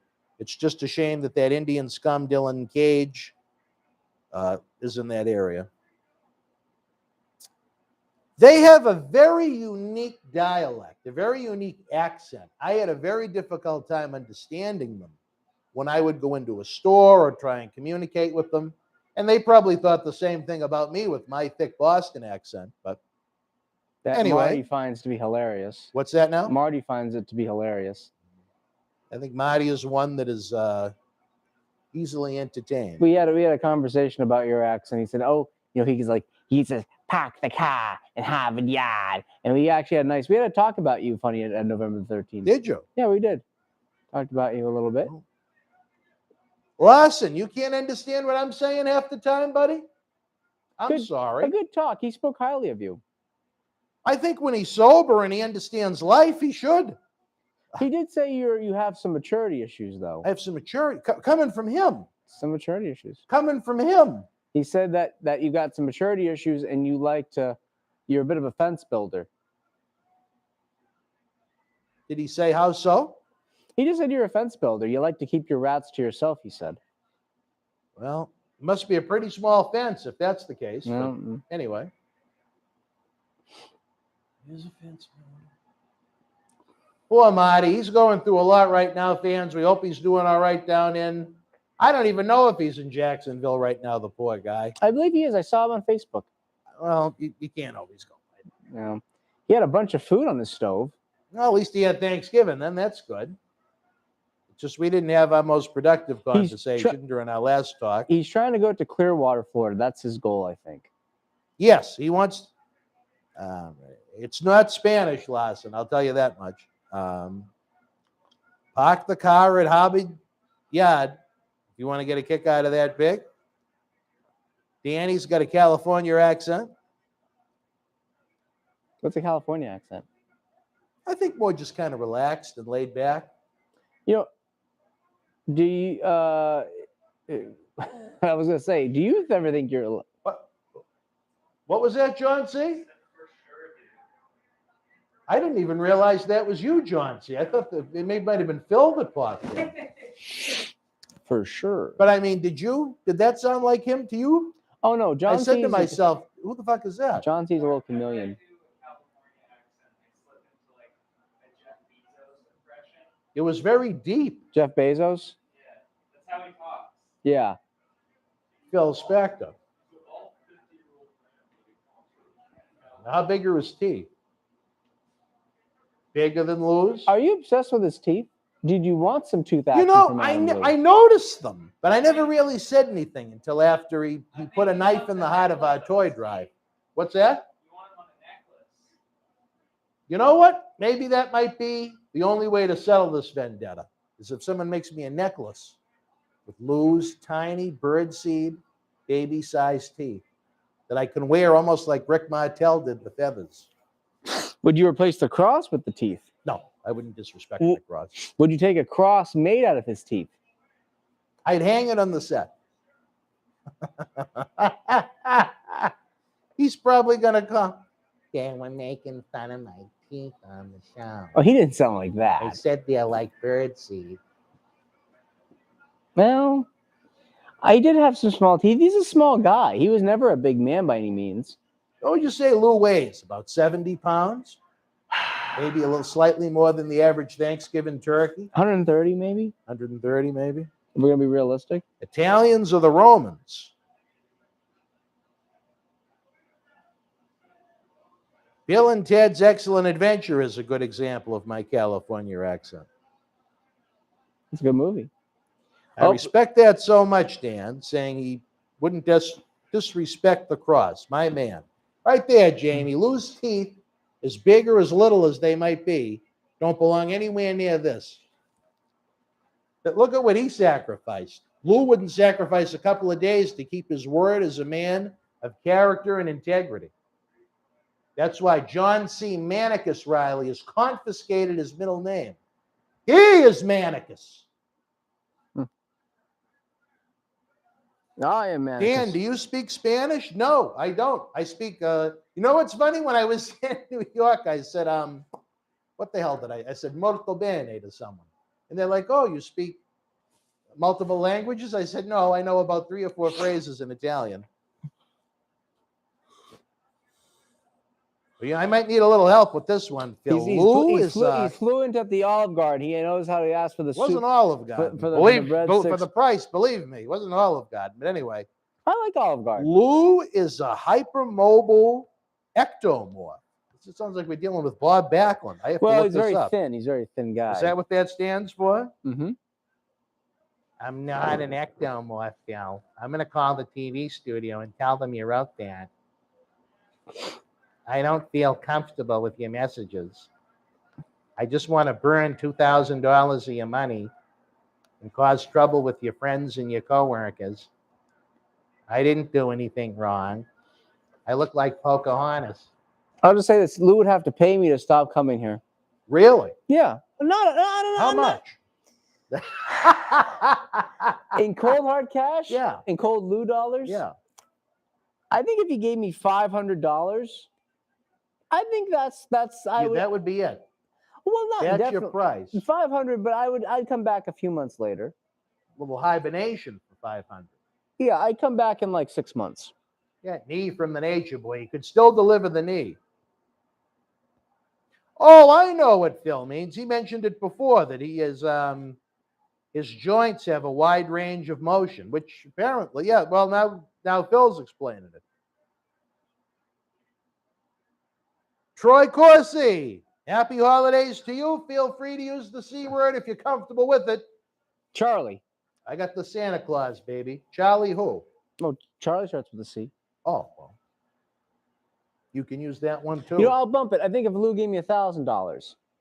I thought it would take $1,000 at this point. Well, you really are enjoying yourself, but you don't want to see Quincy in his purple shirt. I just can't. I can't take the cue. Purple. I can't take him. I can't take. Plus, it makes the heart grow fonder. Yeah, you'll miss his Chris. Eventually. Plus, he's going to talk to me about getting a bike, and he's going to want. And actually, him and I will go for a ride in the spring, because you're going to go riding with him. I will, because even though I took a tumble, Dan, it's not like a huge injury. You're not retiring. No, I'm not going to. Now, let me say this: I will not ride it all this year because season's over for me. It's too cold, but. Come March or April, I'll take Quincy out for a little spill. We'll take him out for a little spin. We don't want you to have a spill. He No. actually he had a bad, hit the brakes at the wrong time, and he went head over the bike. Oh. And his milk exploded on Franklin Street in Melrose. How long ago was this? Like several years, but I guess it looked like someone that drove by said, it looked like a milk bomb went off all over the street. As Quincy and the bike were rolling on the ground as the police showed up. Was he hurt? Was he hurt? Was he hurt? Not too bad. He had on the Bobby De Niro coat, which I don't think you've ever seen. So he might have been a little sore for a little bit. Yeah. I don't think you really could hurt him. That's more my injury. I'm a little bit more sore. Let me try and catch up on some of these questions. How was your Thanksgiving, Dan Larson? I had about an hour and a half for Thanksgiving dinner, then I was here, so I could make it to New York in time on Friday. What's your favorite Christmas movie? I would have to say, that's a tough one. Either National Lampoon Christmas Vacation or Home Alone. Chris, we're going to be doing a live Christmas party. I don't know if that's close enough to what you're talking about. I thought you lived in England. Or am I thinking of someone different? When is that going to be? Oh, I understand what you're saying. There's going to be so many prizes. I think it would be expensive. If maybe we should just put up the notice that if the fan wins, they have to cover the shipping, whether they're in the United States or out of it. It's going to be a hell of a package of prizes, and it's going to help the toy drive. I appreciate the fact that you want to join, whether you choose to or not. We've been doing it now. This is our 10th, which is amazing. It's just been a year of great anniversaries. Our 20th for the promotion, 10 for the toy drive. Mr. Perfect makes the save there. Multiple orgasms. Why is the title on the table upside down? I'm going to guess that's... Oh, you know what? It is upside down, Brian. You're right, now that I see it on screen. You know what? We didn't, I guess, put the time into it that we usually do. Or maybe someone played a joke, waiting to see if one of you guys at home would notice. This fancy shirt? No, I got this, I got a bunch of different Christmas shirts online for the toy drive, because I thought this week we were going to be seeing Briscoe, Luke, Jim Mitchell, Tatanka, Where do you get your shirts from? Bushwhacker Luke, Dutchman. I can't reveal that. Why is that? It's one of Vince's good friends that led me to them. Oh, I think that's not fair for the... Do you want a Christmas shirt? Well, I'd like to know where you got it from. What size do you need? I don't want it for me. Maybe there's people out Oh. there. Maybe Phil wants to get one. Phil, do Maybe you want Joe a Christmas Shipley shirt? wants to get one. I think Phil's probably got the leg from like the Christmas. Yeah, you know what I mean? He holds it at night. Ralphie's father. Yeah. He's got the leg. Oh, it's a great leg. You know, Flair was looking in pretty decent shape at this point still. He's about 43 years old. He saw the chicken legs, though, but he's rocking those tights. Rocking the chunks. I don't know how Hogan's feud with Flair in WCW was so much better. I don't know how Savage's feud with Flair in WCW was so much better. WCW But this just didn't work out. WCW was just so much better. I guess. I mean, well, actually, to be honest with you, product-wise, they probably were just as good, if not better, than WWF around this time. In 92? Well, the time you're talking, I'd say between 92 and 96, the down years for both. I'd say the product was just as good, if not better. I think their main event scene was a little bit better. WCW? Between 92 and 95, main event-wise, they had Vader, they had Sting, they had Flair, they had Sid for a little bit, they had Hogan and Flair wanted him to. I mean, Perfect wanted him to defeat him, and he turned his back. You know, I think WWF was better booked. Slick Rick B, happy holidays to you. Salute from MWF Studios here in Boston. Yeah. Aqua Spring. Is that what it is? Aqua? No, Aqua. Velva?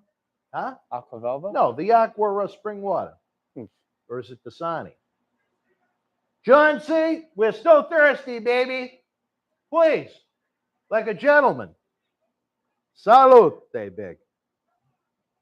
The tip jar is open for you, too. Matthew Holland, how are you? Uncle Dan, did you have a good Thanksgiving? I spent my Thanksgiving 9.5 hours in this studio producing content for you, the great wrestling fans of Boston Wrestling Sports, who we love, who we know are headed on over to the Indiegogo campaign so we can keep partying with Marty every Thursday night, even if we don't want to some Thursdays. We know you're going to support the Paul Bearer Holiday Headlocks Toy Drive to make sure Santa Claus's GPS is updated to find every kid this year. We know that Dan Marati is working hard like a lunatic, spending 19 hours in one day flying back and forth to New York City and likely to do it again on Wednesday because he wants to give you guys more great content. You know I'm ready to get incredible with Just Incredible as we talk wrestling inside his extreme. Mr. Perfect going for the pin. John C. Riley, as we like to say, don't forget to tip the bartender. Number 5 is on deck for the next person on tap for that. We know the Berserker John Nord is going to be ready to huss with us on Saturday, December the 11th. and Saturday, December the 12th, or Sunday, December the 12th, before Charlie and I have our watch along. See, I timed them perfectly on the Sundays to get rid of them, so we have time to freshen up, relax, and do the watch along. Timed it perfect. Well, the airlines kind of helped, but if they didn't have flights, we would have been stuck. Well, I mean, it know what I definitely mean? helps. One of those deals. Where's Savage? Charlie is my cousin, Who said that? Matthew Holland. Matthew Holland. I think we're cousins like Dylan Cage and Tatanka. Chris Steves, are you going to WWE in Boston this January, Dan? Chris, not only is it a great chance for us to maybe pass out some promotional cards for our Back to the 80s event, Saturday night, April the 16th at Memorial Hall in Melrose, but how can I say no to Baby Marty? As long as Uncle Vince is willing to be generous with the tickets. Is that a Raw? That's a house show, which I like even better. But that you know what, though? That could pose a problem. What's that? It's a Sunday afternoon at 5. No, all right. Relax. No, Maybe we'd have to pre-tape. Maybe that might have to be a Thursday special edition. Well, we could maybe do a Thursday for that one. Quincy's nude. How about No, Quincy we really and didn't I lay just- that one in too You know what hard. we could What's do? that? We could just do it where, if we could do it, maybe Sunday, I could do it with a special guest. Phil. Or maybe have Phil come Phil down. is going to take my spot on Sundays. I think Phil could do a great job I'm not saying he couldn't, but he's going to take my spot. for that day. How many? That day. Which day? The Sunday of The ninth? of the show. Who's going to unlock the door? Or we'll leave a key with someone, John Cena. Or maybe Howard could come down. Look at J.J. Dillon making a very rare on-screen cameo. That's if Phil wants to do it. Jack Lanza. They're all coming out. Look at Ray Stevens. Holy shit. Did this feud ever have a blow off? No. Perfect and Razor went on to the house shows. Macho was working Razor right around this time on the house shows. Flair went on to work in Brett. Wow, I don't ever remember seeing Ray Stevens as an agent. Or maybe I just didn't notice that he looked like Well, I guess that. the blow off was Perfect and Flair had that Raw match, The Loser Leaves Town. What's that? The Loser Leaves Town match. Yeah, but they, as far as the feud goes, that was just something they did in the infancy of Raw to try and spike the ratings and generate interest for it, which was a really good angle at the time.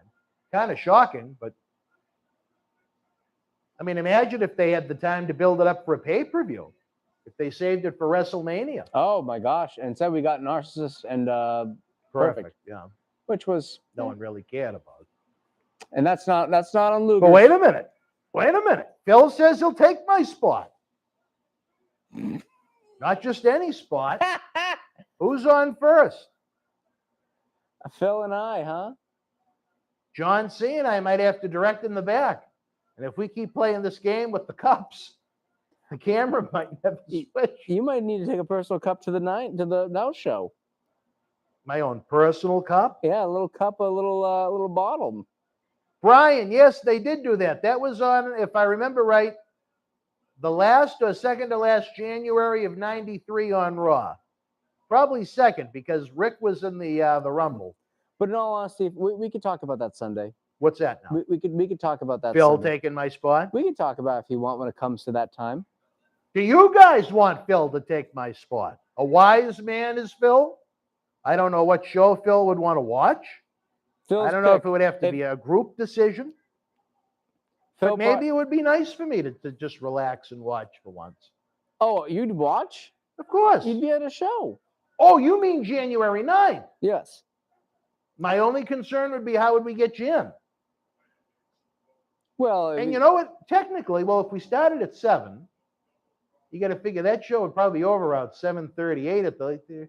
I could probably pop in at least for the second half, or at least be in the building by the second half. he doesn't trust me to do a show. Oh no! It's not that. I always worry something's going to go wrong. Oh, Like okay. if there's a technical issue, and then at least if I'm here, there's someone to blame. You know, That's true.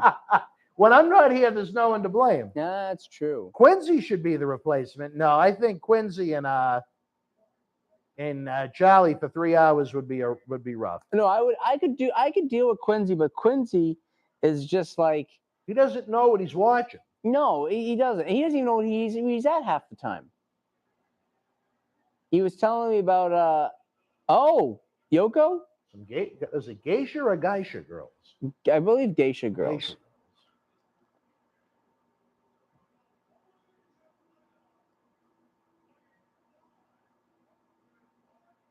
You know what, Brian? I wouldn't be surprised if there was another show in Boston before Survivor Series in between that and the January house show, where it's generally a good market for them to draw in. It's the Northeast, which they like an awful lot. It's not like we're getting WrestleMania or SummerSlam. So I wouldn't be surprised if maybe Mayish, June. Honestly, you know what? Maybe even is the end cap to one of the Raw or the SmackDown, the weekend they have the pay-per-view in Providence in May. And I don't know that as a fact. No one told me anything. I was going to say, if it's easier for you, maybe we'll do a Thursday night watch along that week, and then you and Phil will go live on Sunday. Well, no, I was going to say we do a Thursday night or we do a pre-tape and we show it on Sunday. Well, Phil is ready. He wrote Charlie, don't freeze me out. Hey, Phil's good. I'll be right here. As long as I just need certain information to get into the computer here. Well, you'll have John C. Have John C. Don't fuck with him. I won't fuck with John C. The beginning of the push that this big man was getting, Yokozuna, I don't think anyone, including myself, predicted what would become of Yokozuna over the next day, even 6 months from now. This was the smallest he ever looked probably in the WWF. Yeah. And that's a shame, as that's what did him in. But you know what? I still don't think he was even that great of a champ. I don't know why I put the belt on him. I think he was very credible. Even though he was young and fresh. He has cool hair. I'll give him that. He had very cool black blonde hair. Well, I wish I had his hair. Fuji for that. But... Oh, this is a man of the hour. Another waste of time. He looked great, though, physically. Matthew, what did you think of the Marty Jannetty Kurt Angle match? It almost got Marty a very plum position in the company before he had to go to jail. I believe that was the lead into WrestleMania 21, which I thought at the time was the best match I'd ever seen. Now, again, folks, I believe this is number 5. You want us? Come on, we got to tip. We can't let John C. hang. We got to tip the bartender, or I got to stay thirsty, which is no fun. Quincy hosts, but in the gobbledygook suit. Now, I would like to see that. I would love to see that. And I think Quincy would enjoy it. We need to give him an alter ego. Maybe at the next show at Memorial Hall, we should put a big egg on the stage. Have him and Piggott pop out of it together and start doing a do-si-do on the stage. Well, I was thinking put him under a mask, and what he has the mask. Piggott or? Well, Quincy. Oh, Quincy. And he becomes an alter ego called the Great Mr. Wrestling 3. The Great Rastani. See, Yoko shouldn't even have sold for Virgil. Well, I think it's fine. He's not going to bump for him. No, he didn't take a bump for anybody until Jim Duggan in the spring of '93, leading into WrestleMania. So he had a credible house show challenger after he was put on top and eventually would get the title back. I showed my friend an episode of Tuesday Night Titans the other day. What did they think? He thought it was hilarious watching David Schultz show off his guns and shoot them off. Can you see why that show couldn't survive weekly? To be honest with you, I thought it was actually a cool concept. But 52 weeks a year, I mean, how many different guys could you get on if you had multiple? Well, they had each Salvatore Bellomo on the show, you know, and he was like, "Oh, I'm making the ship. Look at this ship I make," and it was all the WWF stars at the time, and it took him over a year to do it, or whatever the hell it was. No one really cared about his ship. Well, I mean, it was Sal Bellomo. Who cared about Sal Bellomo? I enjoyed Salvatore Bellomo. How long did he wrestle until? 87? He was in ECW. Oh, he was. He was old as hell, probably. I mean, this wasn't when they were a full-time promotion, but he was still working spots for him. Look at that fire by Listen to Virgil. Vince sell for Virgil. I love it. He's doing a better job at getting Virgil over than Virgil is. Oh, that was cool. I wonder if there was anyone that was disappointed when Virgil got his walk-in papers. Pawn shop down the street has a live event program autographed by Yokozuna Oh, with the certificate of authenticity. That's a holy grail for any collector. How much is he asking for, Chris? I've got a Yokozuna autographed piece. Not like Johnny's piece, but... Oh, wait a minute. I drank a little of it. Whoops. Guys, we're supposed to be tipping the bartender. Come on.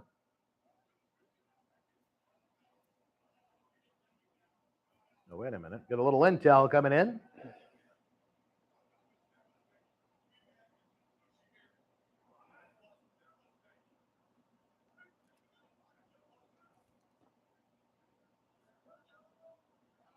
$12.50. Holy shit. What is it, Chris, exactly out of curiosity, just to try and figure out what someone may price mine at? What exactly is it signed on? Is it like the cover of the program? Is it inside the program? Is it the lineup sheet? Blah, blah. Stick a fork in Virgil. that was a close bump. It almost landed right in his face. Oh, they were probably hoping to get rid of him. When did he leave? 93? Yeah. After that DiBiase feud, there was nothing. Yes, Matthew. Marty did work The Miz in 2009. He was Good out match. of jail at that point. Good match. I remember that match. Served its purpose, but I think Yoko sold a little too much for him. Oh, I look back at, you want to bring him in the right way? Look at how Vader worked Inoki the night they debuted that gimmick. That's how you bring a guy in as a monster, not selling Virgil's drop kicks. He didn't run for him. And I actually was referring to the Miz and Marty match. That was a good match from what I remember. But you have two guys in there that are good at what they do, so it shouldn't be a bad match. Yeah. No, Marty, for all of his, challenges that he's always had a great mind for the industry. I'll always give him credit for that.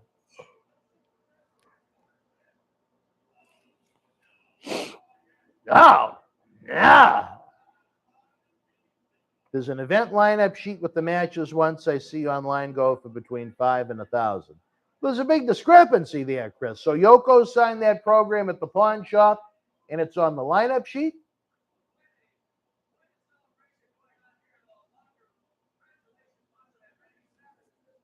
My favorite Sean Mooney memory has to be when we brought Larry the Axe Hennig out for his last live appearance at WrestleCon in New Orleans. And Sean wanted to come over and pay his respects to Larry about Mr. Perfect's death 15 years after the fact. And Larry tried to sell him an 8x10. He was slipping a little, to be fair, but Carney's going to say Carney's. Yeah. I couldn't be, and I don't know how, Sean Mooney didn't quite know how to react.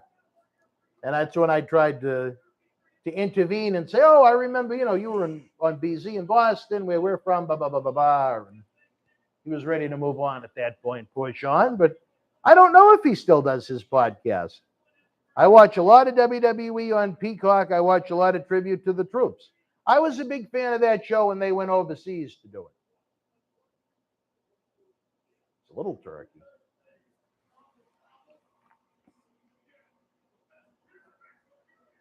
How long do you think it would take Lou to eat a piece of turkey? I think he's more of a chicken nugget guy with those Chicken two. nugget. Well, you know what? That might be for the best. Maybe they went to an open McDonald's on Thanksgiving and got Lou a Happy I Meal. actually had lunch together one time. Who? Lou and I had lunch together. Oh, one time. really? Yeah. I was invited to this lunch. No. We were doing the posters. Oh, well, that would make sense. Then where was I? Probably here. Here? Probably. Well, I even have to ask. Well, you were Where here. was I? Here? Probably. Most likely. We were doing posters. We guys had to get lunch. Where did you and Lou go for this lunch? Thai restaurant in Malden. I forget the name of it, though. Were you upset that you weren't invited for the lunch? I apologize. No. Now that I realize the context of it, not at all. Not that I'd have any right to be, even if I wasn't, but I forgot that, I was probably likely trapped in here. Did you watch the video of me trapped? I just saw a little bit of it, right? Well, it's only 14 seconds long. There isn't much to see. I just saw it. And so is the Beverly Brothers and then Money Inc. World Wrestling Federation Tag Team Champions. Erwin R. Shyster and Ted DiBiase led to the ring by Jimmy Hart. An impromptu tag team when they had to get the belt off of Legion of Doom quick when Hawk got popped for a drug test failure, which made them lose WrestleMania 8. Wait, what made them lose WrestleMania 8? The drug test failure. The Road Warriors? Oh. Hawk was a bit of a mess at that time, wasn't he? Yes, that's one good way to put it. Yeah. Yeah, DiBiase and IRS really weren't even teaming. What do you think about WWF 92 in terms of its creative? It's a state of flux, the whole thing. I think they did as good of a job as they could holding it together, even with the constantly changing roster, especially on top.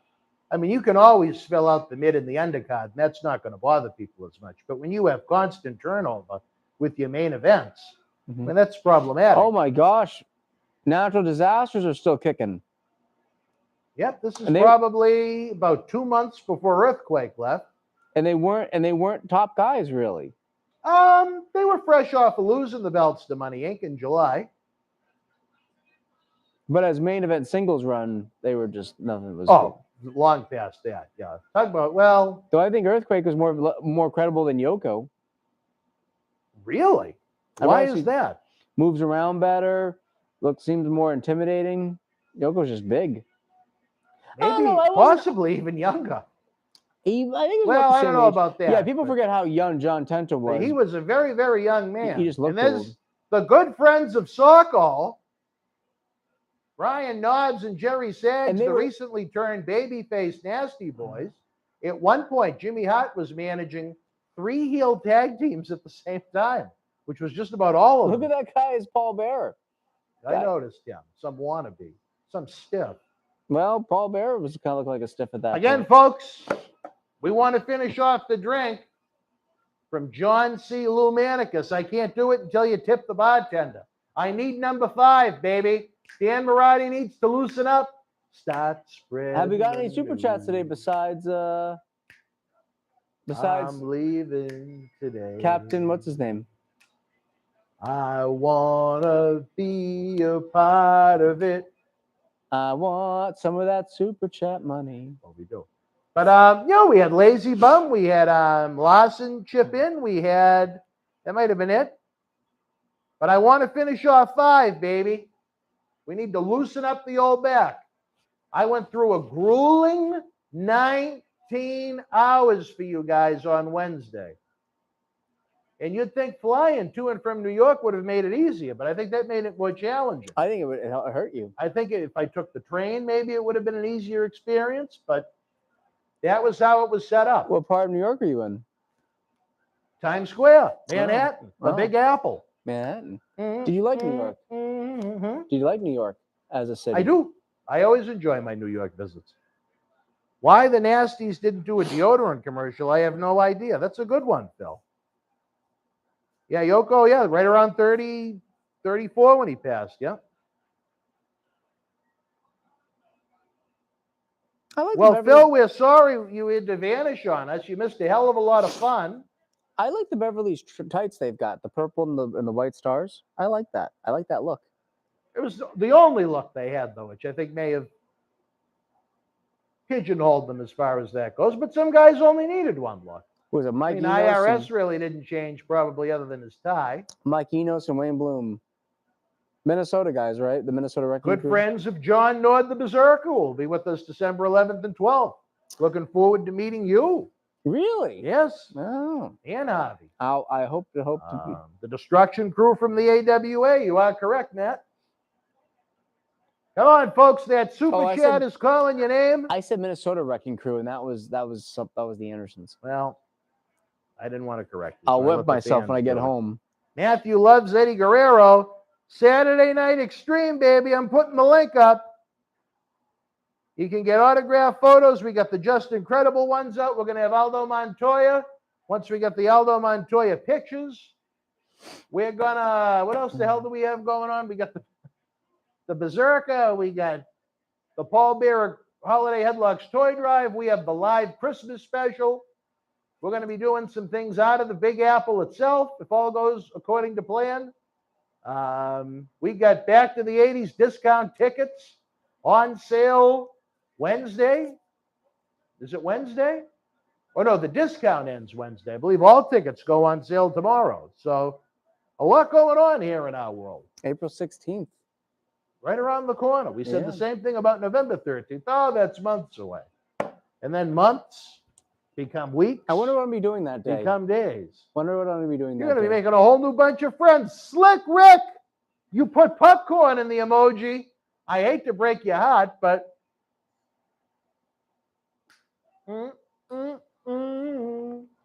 Two mullets in the ring. two AWA guys. I'll just say this. I hope I have an easier day on April 16th than I did on November 13th. I would say that would be virtually a guarantee. Virtually guaranteed. I couldn't imagine Big bump there. the things that popped up that day. Matthew, no, if you missed the news due to holiday travel, Just Incredible really ran into traffic on what we call the Mass Pike out this way.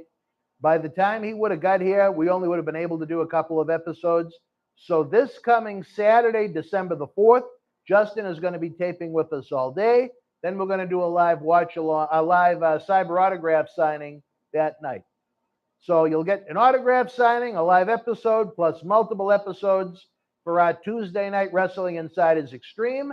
To try to make your Tuesday night even more extreme, we're going to have yet another ECW themed marathon Tuesday night with Just Incredible episodes to get you ready for Saturday night. We're going to probably do the same. I don't know. We have one more original episode with Marty to run on Thursday night this week. And then maybe we'll have to have a Marty marathon until we figure out if we're going to get him back, when we're going to get him back. No, you said you had car trouble too, or just traffic trouble? Justin? Yes. A little bit of car problems slowed him down in the beginning, and then he just kept sending videos of him sitting there. What happened with the car? Do you know? That I don't know. I was just disappointed we didn't get to see him. But we're going to take multiple great episodes on Saturday. If you are a Patreon fan, Mega Harsh Reality. Our video is glitching badly. Is the video glitching for anybody but Mega? I like DiBiase's white gear here. I like the white trunks and boots. Big. The Berserker was actually a protege of Bruiser Brody. Whose net worth is $700,000? Charlie? I'm not surprised. I wish. If it was, I would not be here right now. Why? I probably wouldn't. I think I'd be living It's somewhere all else. about the money, huh? Well, I would be living somewhere else, I think. Where would you be living? You know, I really don't know. With John C. No, not John C. I'd probably be living somewhere warm right now. Who's worth $700K, Mega? Me or Charlie? Or John C? Oh. Do you believe that because I have my fine array of snowman shirts? Do you think with Captain Lou was all about the money? Yes. That's Yes. not necessarily a bad thing, I think. It's just... Hold on one sec. Drew Tube, we are in the middle of the 8-man tag team match I believe between the Natural Disasters and the Nasties against Money Inc. and Beverly Brothers. No one has been eliminated yet. I believe it was this match, and then it's the world title match. Oh, no. I take it back. Kamala, Undertaker, I think might have been the match after this, and then it was the world title match. I could be wrong on that, though. Look at Hart's suit. What a great suit. He always went out of his way to stay fresh, that's for sure.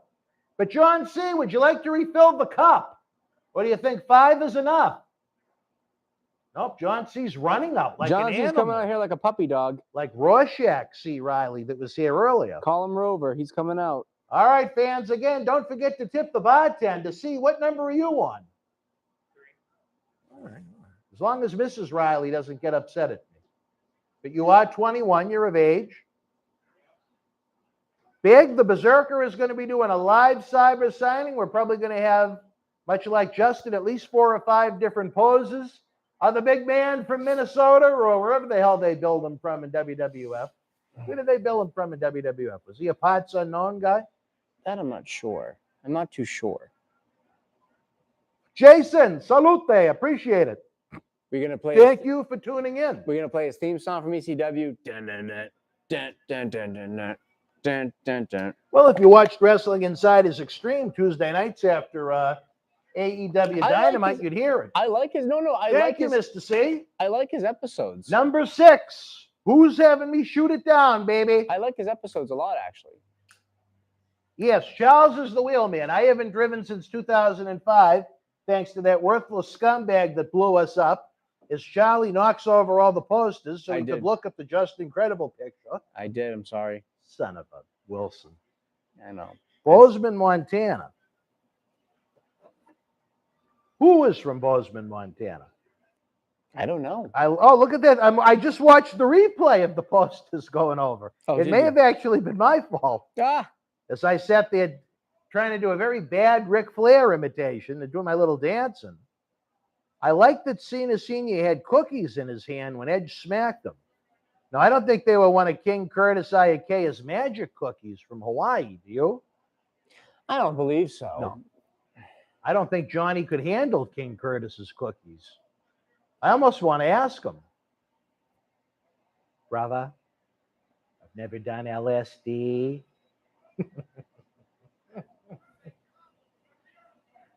John Nord was once billed from Bozeman, Montana. Okay. When he was Nord the Barbarian or the Berserker? I think Berserker may have been parts unknown. Things are starting to get out of control in this 8-man tag that no one really cares about. Did I say that? Well, I'm kind of losing some interest in it myself. Not a great spot. Is that a good way to put it? I just think it would have been better earlier in the show. And I feel like this, you know what it is, Dan? It's not that this match is bad. It's gone on for too long. They should have had an elimination within the first minute or two. Every few minutes had an elimination. I believe it's just one fall. Oh, is it? Well, I could be wrong. No. Well, no, each team is eliminated per fall, I believe. Oh, So Money Inc. now is stuck Oh. against 2 teams. So my guess is that you're going to see Money Inc. I mean, that's kind of a weird, don't you think? I think it should be every man is eliminated. Yeah. They didn't call me at 12 for my booking advice. They Might have should've. been different. They should have. Matthew Cena Sr. is not 75. I know that to be a fact. I've booked plane tickets for him. He's 85. But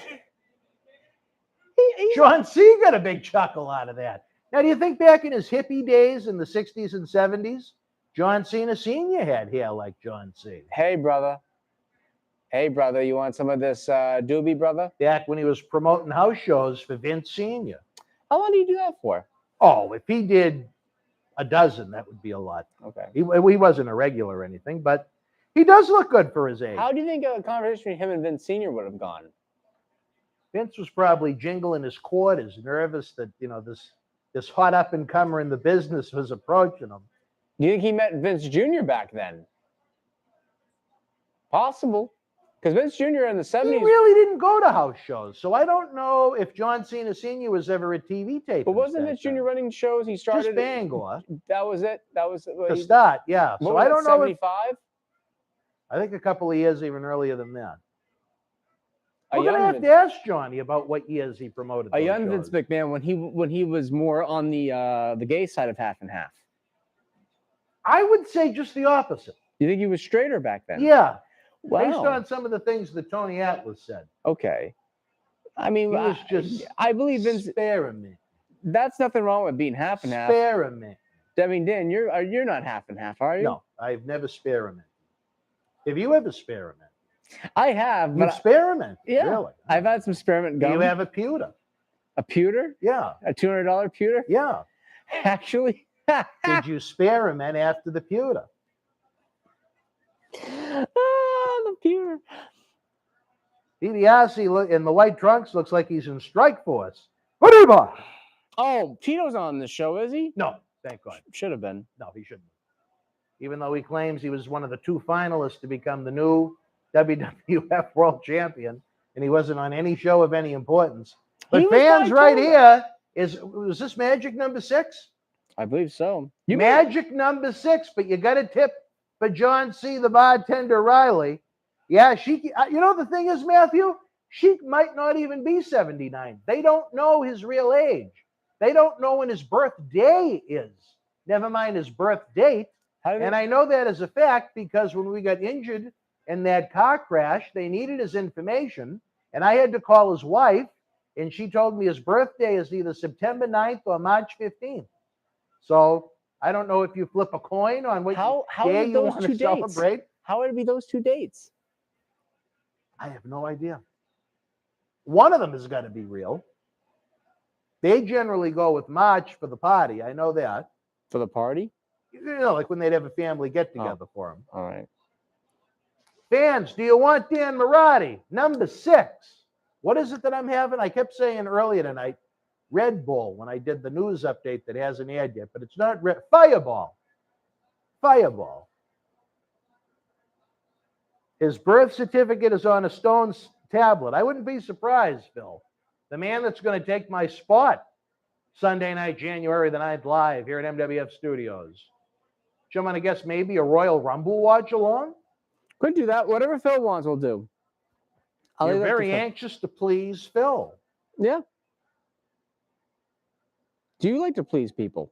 No. Okay. Well, that's not what I heard.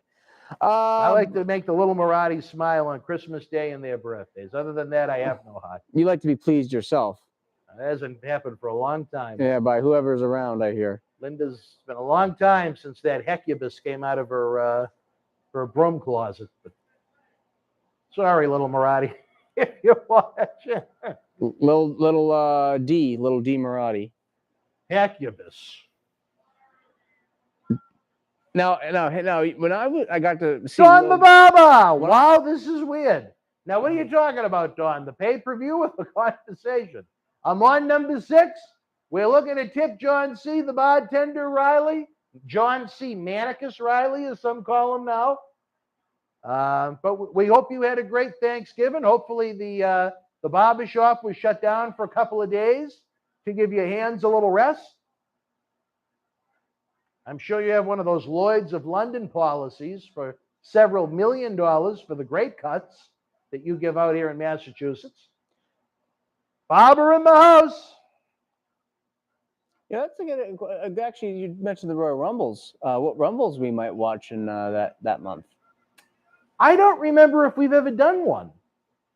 I don't know if that means we start from 88. Well, I don't know if that means that since the Rumble kind of in the beginning kind of had like a purple logo, maybe John C. could use that program he has to superimpose the Royal Rumble font on Quincy's stomach. And the Rumble is on a Saturday this year. That's a first, isn't it? No. On a Saturday? It's on a Sunday? 91, I think it was on a Saturday. Oh. So, 94, it was on a Saturday in Providence. Okay. I like it on a Saturday. Oh, Matt wants to start with one of my favorite WWF pay-per-views of all time, the 1992 Royal Rumble. Good taste. Good taste. The Knickerbocker Arena in Albany, New York was on fire for the first time, the last time, the only time. The winner became the World Wrestling Federation Heavyweight Champion.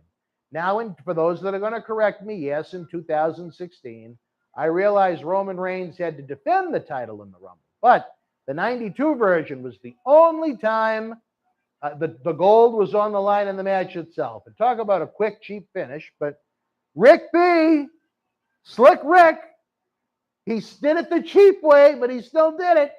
Number 6, Salute in Maine. To a true person in Maine. Not like that scumbag in Auburn stealing painting money and booking money. Salute. I'm Tony Atlas, and I like John C., baby. Guys, should we go for number 7 as I spit all over the place? I feel like a whore for booze to try and boost the super chats to get Marty Jannetty back in the studio. Now, what does that shirt say? Listening to a lemon device at a sensible volume. Now, what the fuck does that mean? Oh, what did I say? A lemon device. It's just lemon demon. Oh, I read the word. Artist. Oh, he's an artist. Slick Rick wants me feeling good. I'm feeling good. Is it from Somerville? Well, tell them I thought they did a magnificent job, other than the fact I didn't read it right. You don't know him. All right. Well, maybe you could make a new friend. Like Rorschach C. Riley that was here this afternoon. Dan, does your fat move when you dance? Matthew, how do you know I have any, brother? Wow, we got some toughies in the room tonight. Am I being a little overly sensitive, Chow? I think you're being a little bit of a snowflake. What do you mean by that? But I don't know. I mean, you can just I've say become liberal tonight on you become a little bit. You get Survivor Series 92 watch along. You become a little manicus like. I wouldn't go that far. Yeah. Did I spend too much time in Times Square? Thank you. Number 7, Full baby. radical. You gotta tip the bartender, please. I may pass out in the middle of the show. Who's on the show with Dan? Ty? Are you referring to the man on the left of me on the screen? That would be MWF Operations Director, Mr. Charles Charlie Wilson. Or in the back of the broadcast booth, we have the man known as John C. Manicus Riley, my unofficial bartender tonight. Unofficial bartender. I'd say John C. is a very important person. He's I'm the head groveler. He's just the second No, don't groveler. call yourself that. I don't. Honestly, I don't like that. I'm a bit of a groveler. No. You don't like the groveler term? Not for people that don't deserve it. Well, I think I might deserve a little bit of it. I grovel here and there. No, Danny. For us, if we were going to spend $5,000 to get Marty into the studio, my God, what we could tape with him. Check out the Indiegogo campaign. What would you The Indiegogo campaign. That'll give you an idea of what we're trying to do. Let me look it up. What would $5,000 get from Marty? From Marty? Yeah. Oh my God, we'd probably get.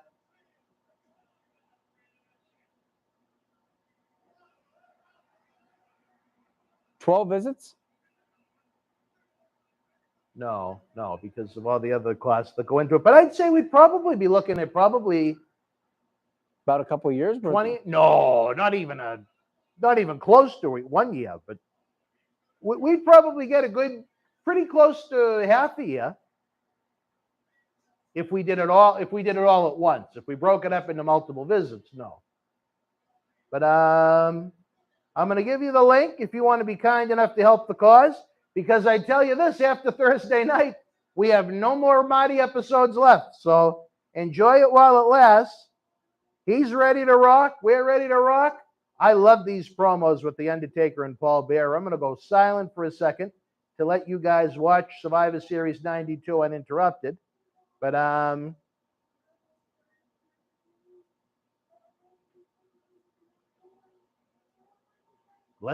know Phil wants to keep rocking. Doesn't he?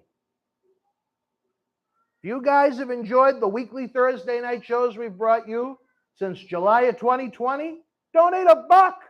Imagine if everybody watching donated $1. How many people are watching right now? Well, right now it wouldn't do very good, but I mean over the course of a week. A couple $1,000 easily. We'd hit the goal easy. If everybody donated $1. That's what they don't realize. I'd rather see, as opposed to someone, not that I don't love Christ Savior 88888, or however many eights I gave him. But I mean, someone like that's awesome that helps so much. But if everybody donated a little, we wouldn't have to worry about it. It's easier to make $1 million. Exactly. It's easier to get $1 from 1 million people to get $1 million from one person. Oh, see, Phil, you're a good man. Phil said he plans on making a very generous contribution.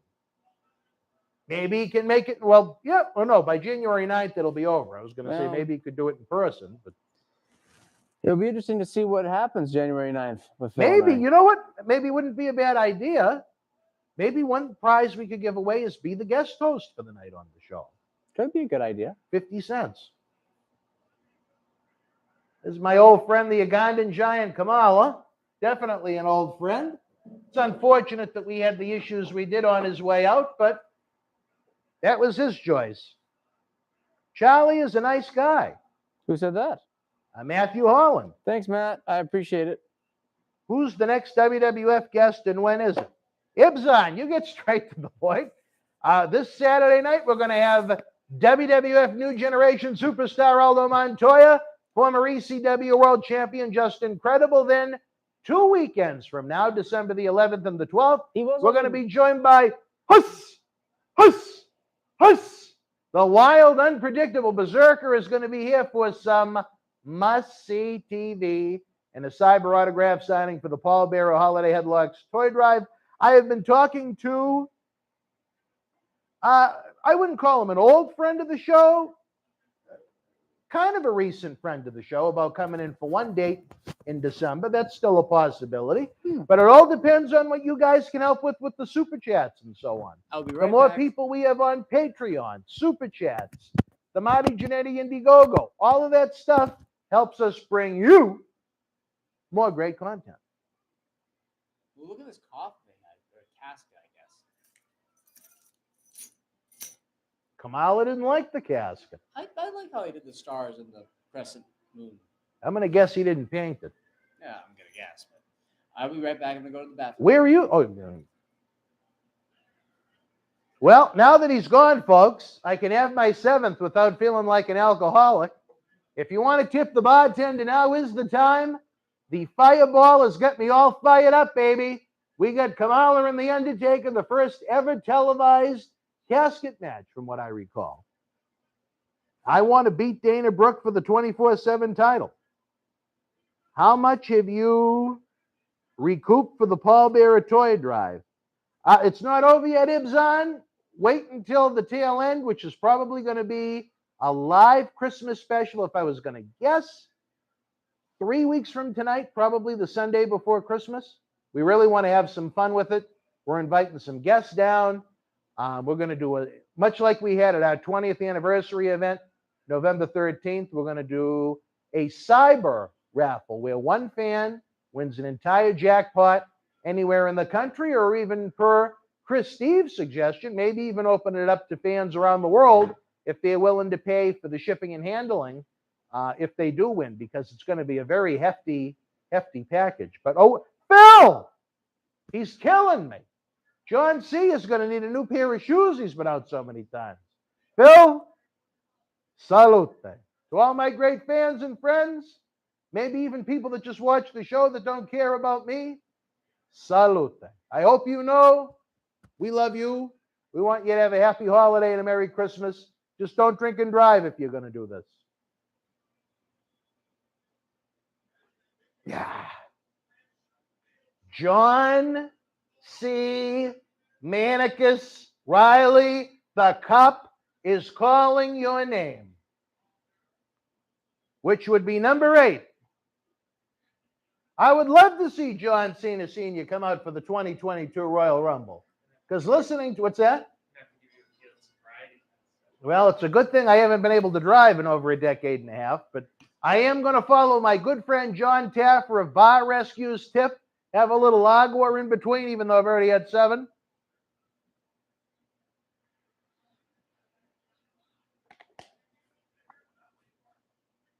What did you guys think of Kamala selling his vulnerability here? Too much? Too little?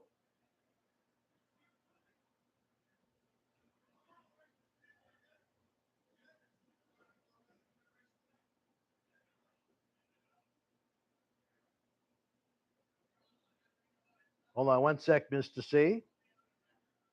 All right, here we go. Number 8, thanks to our dear friend, John C. Manicus Riley, our favorite Vietnamese assistant here in Boston Wrestling Sports, as you can tell by his hair. There you go, Rick B. Shots for Super Chats. Going to turn Dan into an alcoholic. Dan is tipsy, and that is cool. Is that what we really need to do to get you guys more involved in the process, is to have me do this on a Sunday night? It's a good thing I work 7 days a week.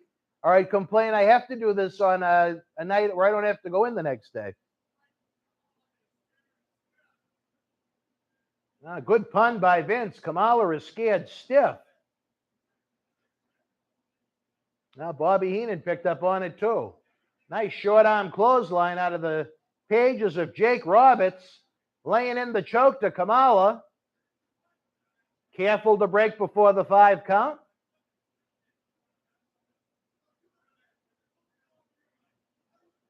Yeah, that was weird, Phil, now that you mention it. Dan, would Greg Valentine work with you at too much money? You want to know what pissed me off, Boston? I'm going to guess you didn't watch the shoot interview we had with Alondra Blaze Medusa this week. It's still online now if you want to check it out. But Greg was supposed to be with us in Las Vegas when we rented a suite at the Cauliflower Alley Club back in September, and he no-showed the day of the event without any kind of text, phone call, whatever. We were told by a mutual friend he didn't want to show up because Medusa was there due to her past relationship, but I think that shows no class. When you give your word in this industry, you give your word. When I was really turned off by that, but it led to a second great day with D'Lo Brown, which you guys are going to get to enjoy this winter.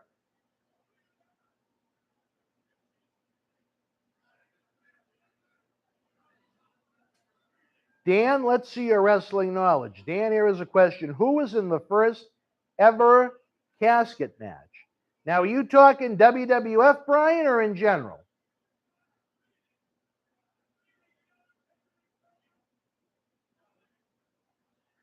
Kamala laying it into The Undertaker. He's not scared of the casket on this side of the ring.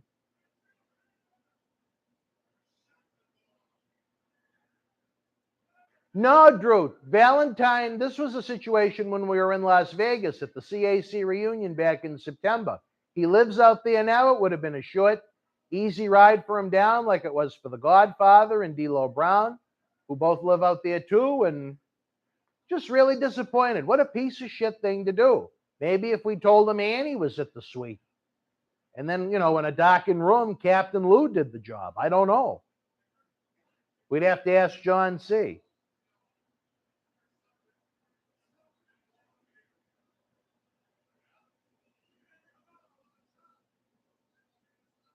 Kamala with the big scoop and a slam. I don't think Boston ever got Undertaker and Kamala in a singles. Can anyone in the Boston area correct me on that? I know they did a 6-man in October of 92, but I don't think they ever did the one-on-one singles match. Because during the summer, Undertaker originally was groomed and working with Berserker when Berserker tried to stab him with the sword.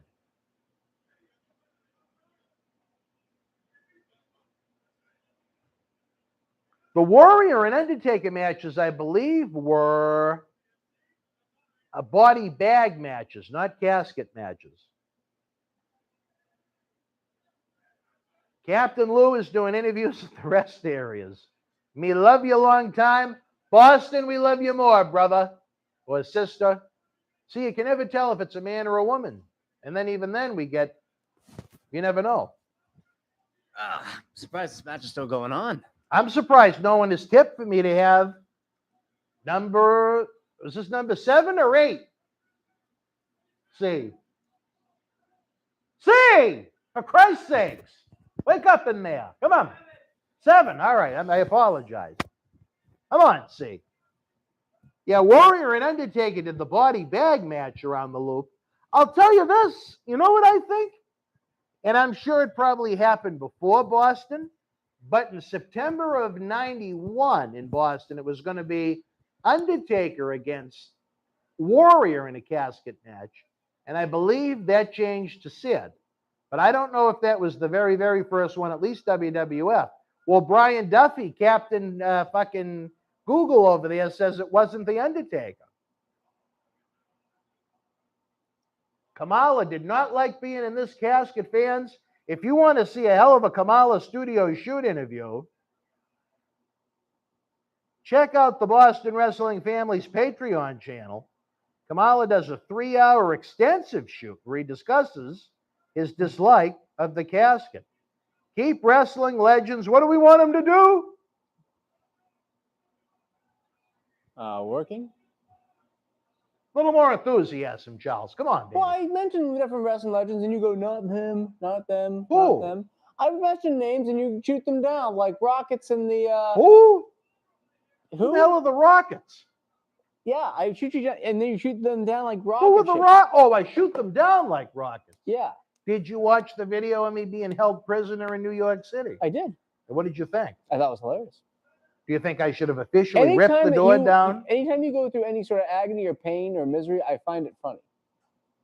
And you know what's horrible is that it seems like in every adventure and every endeavor I go on, there is some crazy story that comes back. You're probably better off of not have gone to Florida. Not leaving the house. You're probably, just this Florida trip is probably better for you to be canceled because you would have probably had some terrible misfortune down there.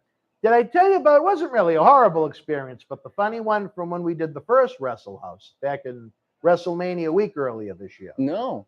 Well, we were with Dave Willis, otherwise known as Dave Carter, a man that has special affection for the chocolate things in life. And after the WrestleMania, it was almost like the old. Wait. Is Carter that was there at November 13th? Yeah. That Dave Carter? Yeah, he Little was one Saint- of the helpers down there. What do you mean chocolate? He likes. He likes the African American women, Oh, okay. like Mr. Willis from the Jeffersons TV show. Okay. But, I thought you meant he liked chocolate and men. That he gave me Oh, more of I don't that- know about he gives that, me but more I of know that that from vibe. the female variety. He gives you more of that vibe. And then, so anyway, when it was over, we parked in people's front lawns. That's how people, it was almost like the old, I don't know if you ever went, no, you're way too young. The old Foxborough Stadium. I remember going with some of my uncles when I was a kid, and we'd park on, they'd pay whatever the going rate was that day, and you'd park on someone's front lawn, and they'd make, a couple $100 a game being able to sell out however many spots they could fit. So after it's over, it's dark, obviously. It's 11 o'clock at night. We're going back to the car. Dave went over to, I don't know, I'd either pay or settle up or whatever with the woman from the, whose home it was. So me and baby Marty get in the car, and I'm like, what the fuck? My seat. I need to have the, I'm a bigger person. I need to have the seat back. So I'm talking to baby Marty about the show, blah, blah, blah. Is this Manicus Marati, the one that we had? The one that went to the Celtics game. Okay, Manicus. No, please. And then we're sitting there, and I'm like, where is he? We had to have been waiting 5 or 10 minutes. I'm like, Little Cena. I don't know if you know that's my nickname for him, but Yep. Little Cena. I'm like, where the fuck is Little Cena? So I'm looking, nothing. So we go back to watching, we go back to chit-chatting. Then a couple of minutes later, we start hearing, Dan. I'm like, what the fuck did he do now? So I open the door and I go, what? And he goes, you're in the wrong car. I said, what?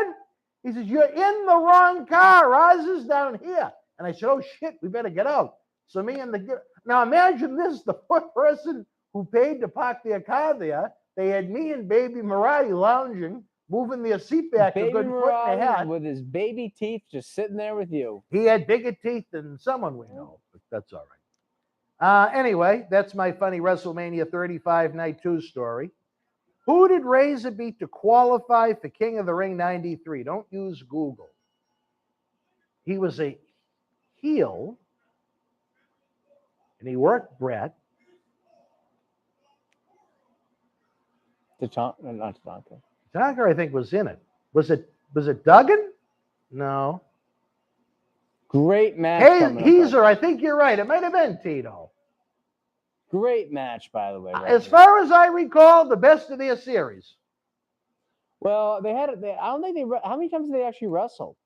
Did they do a lot of On house show pay-per-view? matches? Well, even just matches in general. Oh, they had enough on the road. But I mean, I think singles, it was this, Mania, and Survivor Series 97. And Sean was just it was El Matador. Yeah, and Sean was just about to really step into his own, and Brett was in his peak. Marty was just getting ready to return and ready to rock. I believe they already taped the angle by the time of this aired. Think about this. A year earlier, Sean was a mid-card tag guy, and now he's main eventing a pay-per-view. It's amazing when we watch. That's why I like watching them in chronological order. You can really see what someone's done over the course of a year. Brett looking very chipper. Oh, Dan, what about my question about the casket match, Brian? I don't know. The first one I remember off the top of my head was Undertaker and Sid at the Garden. I'm sure that wasn't it. Oh, look at that. Even Phil was stumped.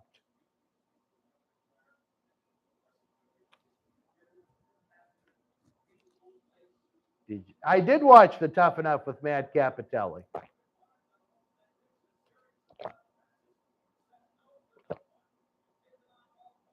I think me and Gene oversold it a little bit here. Brett had only had the title about a month. You know what? I think we need to block this Naked HD guy. I didn't realize he was spamming. Hide user. Sorry, HD Naked, or whatever your name is, Naked HD.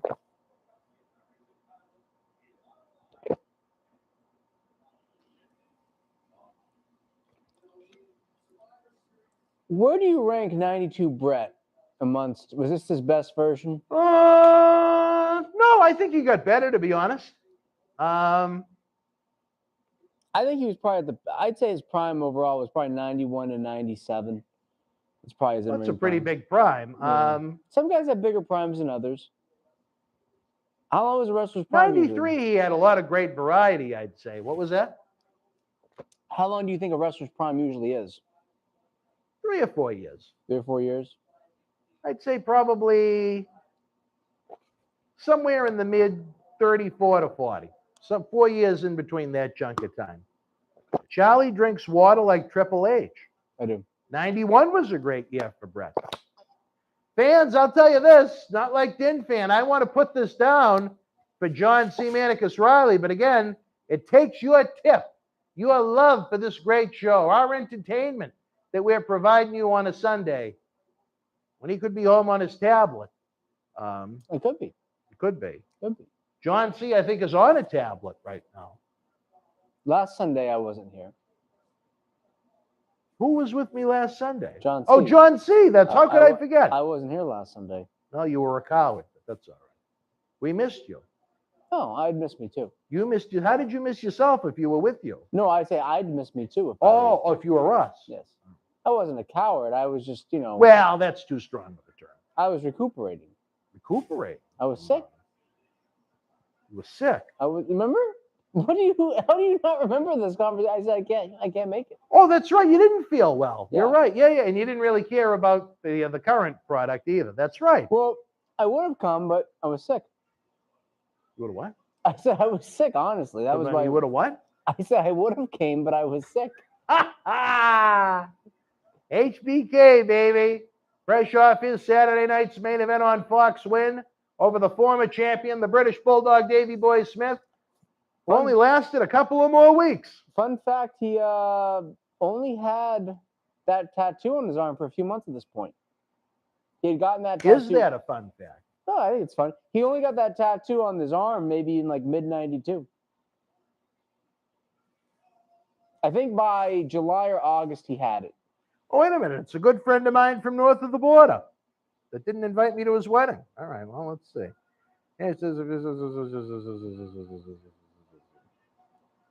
I'm shooting on you.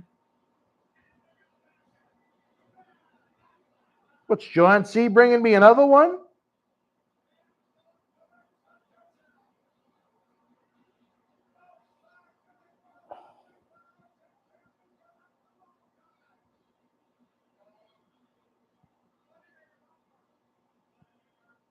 I'm going to shoot on him. Is this friend of yours a wrestler? Yes, it is. Would it be a world champion? No. And then this one from down in, well, we'll just say Jacksonville.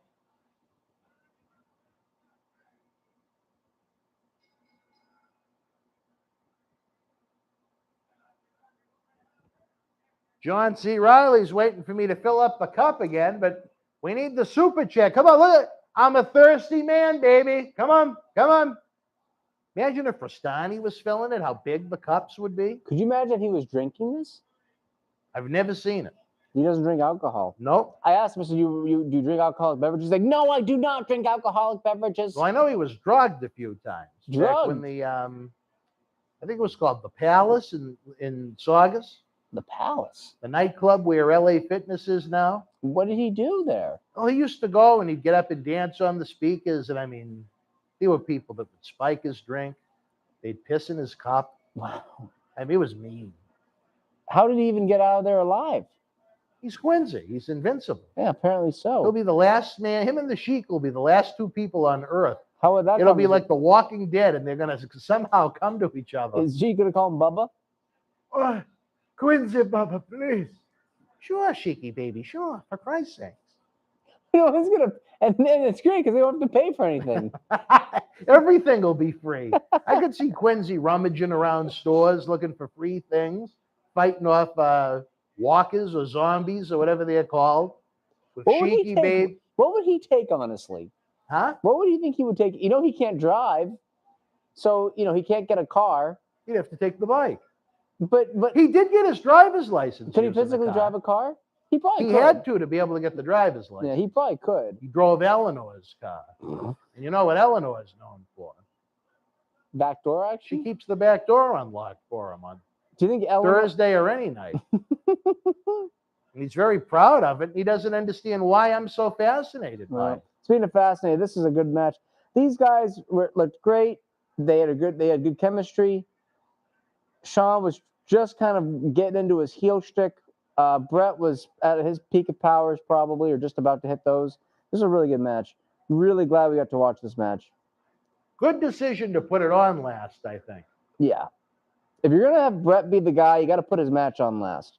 We were going to continue Survivor Series in chronological order next Sunday. Oh God. I think the 93 Sean was Better. no, I think it was a little plump. Oh no. Oh, as a worker, he was probably a little bit better, but yes, he was a little bit. Well, he was plump SummerSlam '93, and then I think when he came back from that suspension, he had lost a couple pounds. But yes, he was 92 was his. I would say he was actually in his best shape as a rocker, even around this time. Marty missed 8 and 9 for WrestleMania for sure. 10, I think he was booked in that 10-man tag, but they just didn't have time for it. So that really was no fault of his. But you're right, he was there at 7, wasn't he? Marty? Yes. Yeah, they worked Haku and the Barbarian. Oh, Matthew has a verse, Joshua 1:9. Have I not commanded you be strong and courageous? For I am with you wherever you go. Maybe that Quincy should say that to all of us. You know, I asked Quincy about his God-fearing beliefs. He told me it's a work, brother. No, Hey, I've known him too long. said it in perfect English. He said it's a work, brother. He And then- takes it way too serious. oh gosh. I'll never forget the time they had some kind of a service on the channel here. Mhm. And in the middle of it, Quincy just comes storming in like an animal and sits down in the front row and starts praying. Is he a big Catholic? Yeah. You know what he likes? What? Free Bibles. Oh gosh. When they have like town days and whatnot, He told he'll me go from like religious booth to religious booth, I should tell stocking up on Bibles. I should tell Quincy the old joke. Who had this joke? Yeah, that guy. What was it? I was Come on, raised guys. I I need to finish it down. I'm feeling good in the neighborhood. We're not talking Applebee's. The old joke. I was raised Catholic, molested Protestant. Ever heard that joke? Quincy said that? No, but Oh. there was a joke. A comedian made this joke. I never heard that one. I forget the guy's name, but it was Yeah. a funny joke. Good guy. Yeah, he's a good guy. You get a kick out of that one, CW. I do. Please. I do. I'm not a blasphemous person. Well, I'm going by to the have way. to whip that one out this Wednesday in the Big Apple, New York, Times Square. Hopefully, it'll bring you guys back some great footage. Now, why did Sean grow out his chest hair? I was always curious about that. I think if Make for his him look character, more manly, more heelish. I think for I his- think they were looking for almost the, the teenage Beanie Bopper 90210 type crowd with the two of them for a while. But I think for that, Sean for his character would have fit more to shave his chest and stomach. As a rocker, he did. Maybe that was to get rid of his rocker days. But I don't know. Differentiate himself. And he a still little. had his cow pattern tights here. Phil can vouch for Quincy's God-fearing ways. I guess they must have had a long discussion about it. Phil, how devout is Quinn? Is he like one of those people who whips themselves and when they mess up or they go without pillows at night and Oh, he likes to run around the house naked in the I dark hear in it. the middle of the night I before he heard- takes a shower. And then when you talk about it, he goes, Marty! Marty! He doesn't like it when I talk about him taking a shower. We talked about you when I was out with his bike, and he said, he's a nice guy sometimes, but sometimes he takes it too far. and one day someone's going to cut him down. I think it'll be God himself. And I said, well, maybe he's already been cut down. He's here. No kidding, right? Yeah. Dan, did you know Big John Lacretta? He was a local wrestler. Doesn't ring a bell, Boston. Who did he work for? Oh. Quincy on camera with Marty is gold. Matthew wants Dan Marati at WrestleMania 38 live in front of 102,000 strong at AT&T Stadium, Arlington, Texas. I'm hoping we can put together a wrestle house in Texas if we can get together the proper amount of help. Phil says he's like the albino in Da Vinci Code. That's what I'm thinking about. Yes, thank you, Phil. Marty's last good run was in mid-93 to 94. I agree with that, He was pretty much an undercard guy after that, and then by the time they did New Rockers, forget about it. Excuse me, trying to fight off a yawn. Unlike CW, who just whips them out. I let them all out. But once I start with one yawn, I can't stop. By summer of 93, Marty was jobbing to Borga. Yeah, that was the problem. Well, let's see if I got a response about this wedding. Whoops. Or you do want to go to a wedding? Well, it already happened. My own parents weren't there. Called it on the fly. All right, well, I accept that. Can you give us any information on who this name is? He was a wrestler. Oh, well, who's the wrestler? Someone that wants to come in. Typical Marty, never giving us information. Keep us in the dark and not feeding us after midnight. Well, because Typical Marty. Why build up something and then not deliver? As Quincy anytime if you mention a name or someone and then you don't bring them in, the people are disappointed. Is it I'm going to take a guess here in the dark. A Canadian that you would know? I know him. I'm going to say Smith Hart. No, I think Smith Hart is dead, so that would be rather difficult. Oh, is he dead? Yes, Smith is no longer with us. At least Marty can see straight. Bruce Hart. He wrestled in the Killer Kowalski era. He had a sub shop in Wilmington. I don't know, Joe. If Joe knows me, tell him I said salute. And I wish I could finish number 7. Did I say finish off or finish Jaws? I think you talked about finishing someone off. Yeah, well, I was going to do that after the show. Typical. Yeah, I could hear Quincy go, cut it out, Marty. Dan and Snoop Dogg smoked weed. No, that never happened. I have met him. Are you a gimmick guy, Dan? Are you a medicine man? I take the CBD oil when I fly because it's easier for my back. I will not comment on any of these wrestlers' looks when they are 60s. Come on, guys. Shawn Michaels took a stiff slam by Vader. I think that was Kane. I believe at the September of 2004 pay-per-view in Portland, Oregon. It might have been Unforgiven, the name of it. No, Stone Roses, you got the wrong guy. No gimmick, but let me tell you something, baby. This gimmick will go down good. Number 7. Come on. Who's tipping the bartender? Dan, can we do a watch-along for AEW Clash of Champions? I don't think there'll be an AEW Clash of Champions because WWE at least owned the name unless they released the rights to it. Big Joe Lacretta owned Big Joe's Wilmington.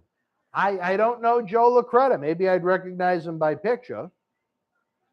Do you know Joe Lacretta? No. John C., are you a big Joe Lacretta guy? No. Quincy would know if he gave him something for free. Excuse me. Well, would you have been impressed, do you think, by Rorschach C. Riley today? I don't even know who he is. It was one of John C.'s sidekicks. They did a very special project at the Saugus Ironworks. Oh, is it one of his side pieces? I don't know. Well, C's, I think they're all side pieces for C. This was a man, so I don't know. Tom, I did hear that they're doing a special called Battle of the Belts, but I don't see, man. Well, I don't know. It's really up to Charlie if he wants to do it. I don't know. I'm usually game for just about anything because, again, I am here 7 days per week unless work calls. I probably have not been here. It's like between 8 and 11 days off total this year. Ooh. Kane is doing a very good job as mayor, Phil says. Wish we had him here. Well, I'm sure some city would appreciate him. Hey, Shawn Michaels going to leave with both championship belts. Who's the mayor in Boston? Doctor? Is it Mayor Michelle Wu? Wu, not Wu. You think at her inauguration they're going to go, woo? Hope so. How would you feel if it was Michelle Liu? I don't know Michelle Liu. Isn't that his mom? It's Melanie. Melanie. Melanie Liu. I use my mom's name. Phil, if there was an 8th day, believe me, I'd be here to catch up on work. Woo! But did anyone go Lou on November 13th? That'd be great. Think it would have been? I think it'd be awesome. You think his baby teeth would have been erect? It's hard to have a tooth be erect. It should already be that way. Are you usually erect? It depends on the day of the week. I feel like you're erect a lot when we watch these watch-alongs. Really? I think you get excited. You really watching can't wrestling. see on this side of the table. Well, sometimes I see the laptop go up a little bit. Oh, He's a Machine corrected me. The 10-man tag at WrestleMania 10 did not involve Marty Jannetty. Well, I thank you for making me look like a fool. I'm just kidding. Thank you for providing the accurate information that I did not look up. Who will replace Roman Reigns when he leaves WWE to do movies in Hollywood? I think he's still he's got a few years before we got to worry about that. Bill said Quincy was wooing at the Battle Royal at Memorial Hall on November 13th, the Franklin D. Churchill Memorial Battle Royal. You know, Quincy was wooing? Wooing. Was he wooing the lady next to you with the colostomy bag, Phil? We heard about her for quite a while. Quincy was impressed that this Bozak wanted his picture taken with him. Well, My back is hurting, folks. Please. Number 7. Let's have it go down. But we got to take care of John C., baby. He wouldn't take the pizza. hey, John C. could have had pizza? Yeah. Not like that pizza at Memorial Hall either that was $3 a slice. John C., we could have had pizza tonight, brother. I mean, I could have had something. Well, he had a little Camellas early. Him and Rorschach see. Nice drop kick from Sean.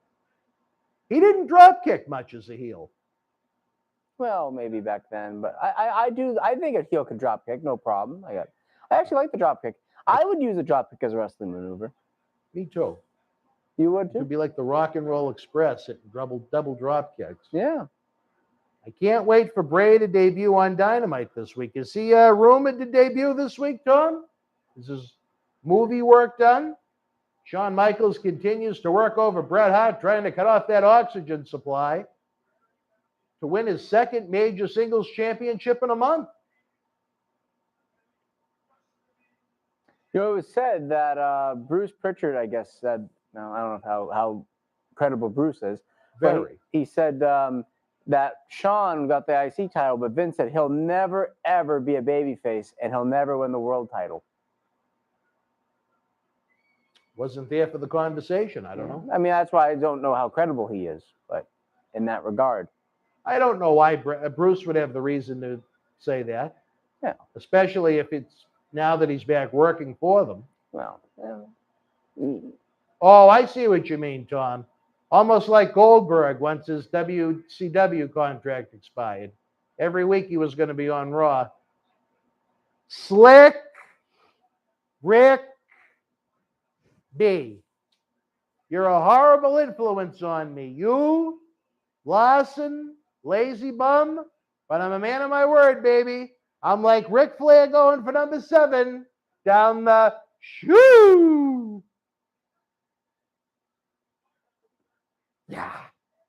Yeah. John C., we're in the main event. Do you think it's worth I just want refilling to see for the number 8? bottle. I will be right back. I just want to see this bottle real quick. I think the bottle is thinning out, baby. I'm just going to see it. Shawn Michaels cutting off that oxygen supply like my blood alcohol level at this point. Hey. Brian, I'm going to guess they had to have had that produced before they released him. They can't market merchandise of him unless he has a merchandising contract. And if he has any aspirations of doing anything in this industry, it would behoove him to do that. Oh, Heezer, is that true? His last match was before WrestleMania 10 in Germany? I know he had issues on one of those European trips where he almost commandeered the bus. Danny, I haven't been able to drive since 2005, so you have no worries about that, brother. I would never put someone's life at risk like mine was back in August of 05. I unfortunately can't drive, but one of the benefits to that is I don't have to worry about my intake.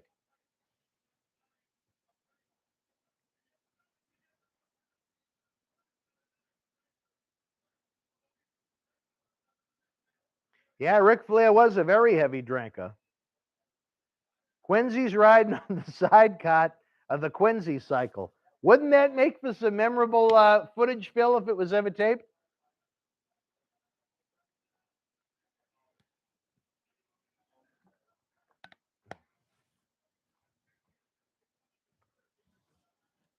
Chuck Austin must have played. Oh, you know what? I forgot about that. Yeah, that case went to trial, I believe, in the spring of '94. It was the perfect storm for WWF. You had the Marty Jannetty, Chuck Austin trial. You had the Jesse Ventura trial over the royalties, where they lost a lot of money, and then you had the Vince steroid trial in July. So within just a few months, they had 3 major trials, and they only came out lucky on one of the 3. That never went to trial. Oh, I mentioned TNT, the episode. And one of the, and yes, was on the episode I saw. Rita Chatterton. Oh, God. And Rita. Charlie, Mike. Oh, wait, turn your mic on, Charlie. Come on. John C., are we going to go for number 8 or what? It's the main event. Do you think we should hold off? No, it's on. Mike, check 1, 2, 1, 2. It's the last match. That's why I don't know if we should just hold off for the next show. It's up to you guys. You want one more? Come on. I know I do.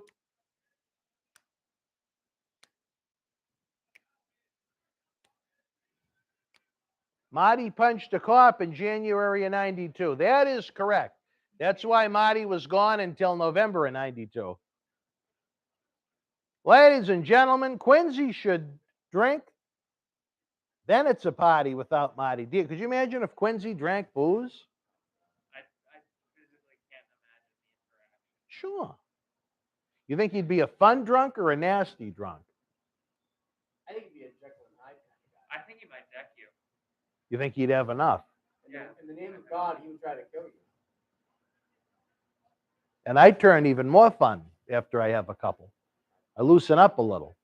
Even though with those prices in Times Square, dear God, I wanted to cry instead of being a fun one. Nice slingshot into the pole from HBK. Because he's insane. You think we should fill up one more for the road or what? See, it's up to you. Hey, at least that ball's get away from Just Incredible, right? How much was left in the bottle? Like a third. Fans, I leave it at your discretion. Keep it away from Should I walk out or should I float out of here tonight? Are you going to keep away from Just Incredible? Yes. Yes, please. Please. Ladies and gentlemen, we can't have any of that. This Saturday night, December the 4th, former ECW World Heavyweight Champion, WWF New Generation talent, Aldo Montoya will be here live in studio. Then in 2 weeks from now, the Berserker, John Nord, joins us for the very first time for 2 big days of tapings, December 11th and 12th, culminating with our first annual Christmas party, I guess, where we cap off the pallbearer, Cyber, Holiday Headlocks Toy Drive raffle. It is going to be a happening as I try and catch my words. Get the wheelbarrow, Phil says. At least Marty didn't explode shaving cream in his face on accident like Sid did. I didn't know about that. Mel Phillips and Pat Patterson avoid jail, not Vince. Vince never went to jail. Vince didn't go to trial until July of '94, if I remember. The scandals all came out in '92.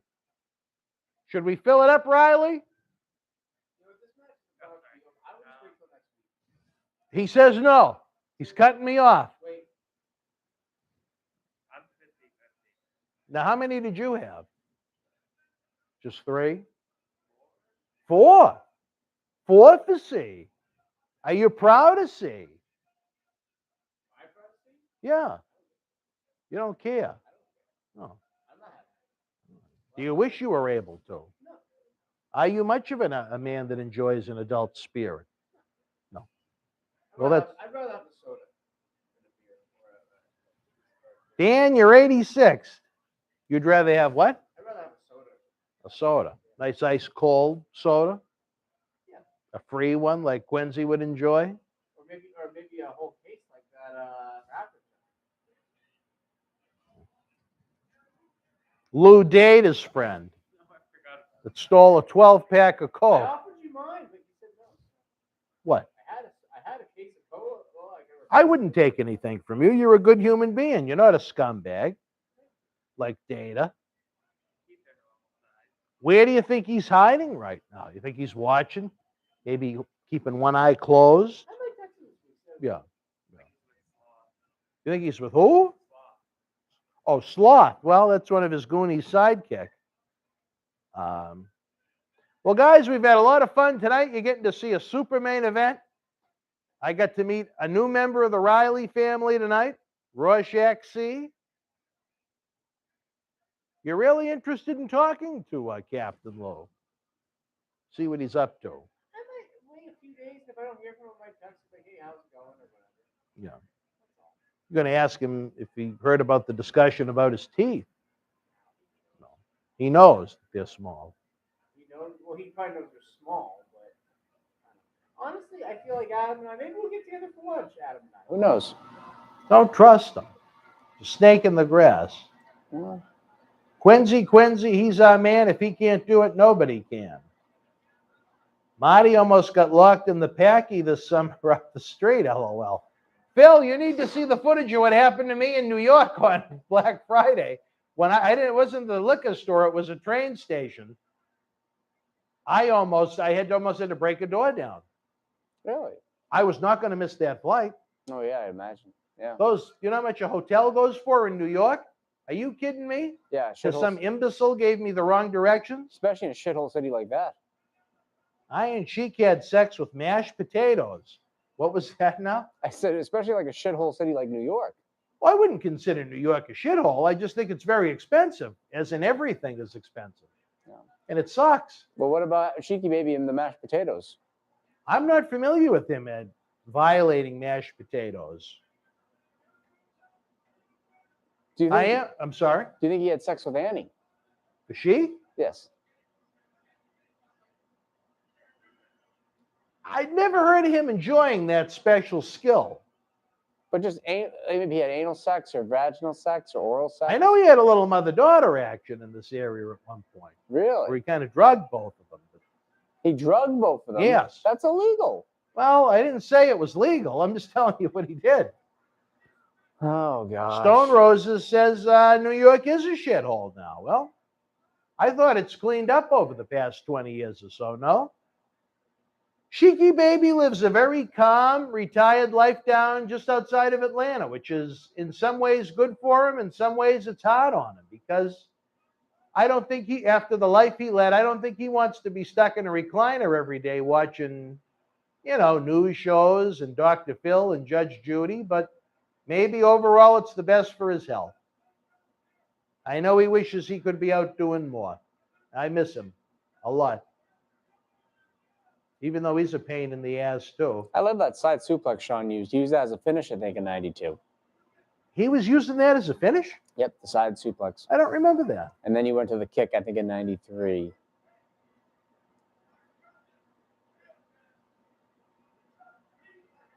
No Sherry. I think it would have been interesting with Sherry at the ringside. I think they had just shot the angle with him and Michaels and Sherry for his Marty's return. Brett caught up in the ropes. This is a great match. This is the kind of wrestling I really like to watch. They don't do a ton of moves, but whatever they do that means something. The moves are real basic. The story's easy to follow. They sell everything. Everything just seemed to flow well. This is what they should have done, taken a page out of for their WrestleMania 12 match. Because I thought that sucked. Survivor Series 97, granted, was... They still worked a lot before the ending. They did, but, it was a world of its own, so to speak. I think Nice we got- finish. Yeah. If that's the finish. Wink, wink. It's the finish, ladies and gentlemen.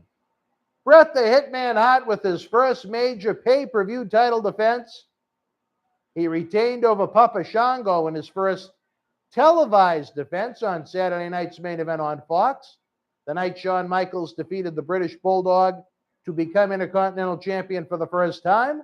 But here at Survivor Series 92, Bret kisses that championship. He'd only have one more successful pay-per-view title defense before he'd lose it to Yokozuna at WrestleMania 9. Is that John Cena Sr.? Merry Christmas, brother. Merry Christmas, brother. No, he would be taking the sack home if it was Cena Senior. Well, Johnny is big into Santa Claus, much like myself and Mick Foley. And she had sex with SpongeBob. Do you think Imagine SpongeBob the noises that would come out of that? Well, Bret and Santa Claus certainly enjoying Survivor Series. We got a little Santa hat, some snow. Well, it is Richfield, Ohio. I can see that Thanksgiving, the night before Thanksgiving.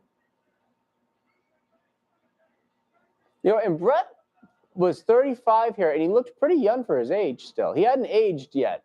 Bret still looked pretty youthful. I honestly, if you look at him, you think he might have been 30 or 31 or something like that. He was very youthful looking. I always like that in someone. I always like how they look a little younger than their age. I think that's a good thing. You do. I think so. Did Yoko have to shit in the bathtub like Andre? I'm not sure about that, Danny. How big do you think Andre's Yoko and I shits never were? discussed his bowel issues. What's that? How big do you think Andre's shits were? Oh, my God. I mean, Could you imagine Quincy with Andre? I think from what I've heard about Andre, he'd probably find some amusement in Quincy being a good-hearted soul. I know how I know how Andre was with some of the special needs, so to speak, that they'd allowed in the locker room at the Garden. If they'd go do his errands for him, he really liked them. If they got him his wine The at special the needs liquor kids? store across the street. There was one, Bob the Democratic Cowboy, who we've never talked about on this show, that the fans would adore. But what, And there were a few of them, you know, they'd help with the ring, with things like that. And Andre was generally pretty good to them. Oh, is that Mrs. Luger? I've never seen her before. I don't think that was the real Luger, but who knows? I really don't. Actually, I couldn't tell you, to be honest. It might have been. She looks almost maybe half Asian, no? I don't think that Or is it the alcohol? I really don't know. It's weird. But this was Luger. Well, actually, we're not watching this right now, so We're going to save it for next year, I guess. But I'm a little interested to. I don't think we saw this live at the Garden. were you Who watching the this? fuck is this? Were you watching the show live I was there. at the building? Where are My you first sitting? pay-per-view. Where are you sitting? Do you know? I would have been on the hard camera side, maybe 3 or 4 sections over. I'm waiting to see you. I don't think you'll see me. I was on the hard cam side, Oh yeah. on the side of it. I'm not that guy right there in the middle. I still have my original Survivor Series 93 t-shirt. I don't know if I'd Do fit you into remember it. who the but most over person was that night? on this show, Luger? Undertaker. I'm trying to see if there's anyone in the crowd I recognize. Of the Garden regulars, that rat. Bret? I figure it'd be Bret or Taker or Luger, one of those three. I'd say Undertaker. Undertaker was always eternally over. You probably had some diehards for Bret, some diehards for Luger, but Undertaker was always over. But fans, on a scale of 1 to 10, what would you give Survivor Series 92 that we just watched? 6.2. Anyone with a real number? Oh, I remember this opening. I think they did this almost as a take on maybe the Big Dig.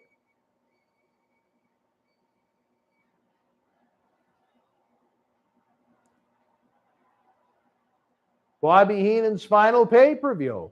Yep. Oh, he has the great line that I love. He's got Helen on the back of his jacket, and they shoot to Helen, who looked like a zombie. Even in '93, she looked like a corpse. What a nice open. Even if we only get to hear it once. I love that font they use for Survivor Series. I think it's a great looking font. Well, John C. put it up on the screen for us. and Being Bobby the knew he was. superstar that he is. And Bobby knew he was gone at this time. Probably. Oh yeah, Yeah, he had to know. he was gone 3 weeks later. 2 or 3 weeks, and he didn't really want to go, but it was more money and it was closer to his daughter. She was going to school, I believe, in Alabama, and he moved to Atlanta, where they did a lot of the WCW TV work on it. I tell you, what a stressful week this was for WWF. This was the week Vince was indicted. I don't know if you knew that. Oh no, I didn't. Yeah, I believe of the Monday. He looked great here, though. He looked great. Jim Ross and Gorilla Monsoon. Jim Ross, when he looked like one of the Campbell Soup twins. When did he stop looking like a Candle Soup twin, dude? 96? Probably after the Bell's palsy attack in '99. This was kick-ass Diesel. Man, with that sweet mullet. How sad. This was the only Martel. pay-per-view to take place in this building. Kind of odd when you think of the location and the history of that building and what they had. Man, Diesel had a sweet mullet. And then Martel looked a little bit ripped here, actually. Oh, growing out his ponytail again, Martel. And Adam Bomb. What a great look. What a great look Adam Bomb had. I like those colorful little goggles he had. I never noticed they blinked until now. Yeah, just cool. I also liked how they had these old buildings have the wooden floors. Now it's all It's too bad they didn't use the regular entranceway, though. yeah, But we say that about MSG sometimes, too. All right, folks, I don't see many rankings, but you know what? We enjoyed having you guys with us. The Super Chat is open. The Marty Jannetty Indiegogo is open. The eBay store is open. One of my favorites, the 123 Kid, X-Pac. Sean Waltman, good guy. Spirited person in general, but loved him as 123 Kid. The man that inspired Viking Raider Ivar to get into pro wrestling. Really? Yep. Just a tremendous all-around talent. Much bigger than you'd think. It really didn't show up as much.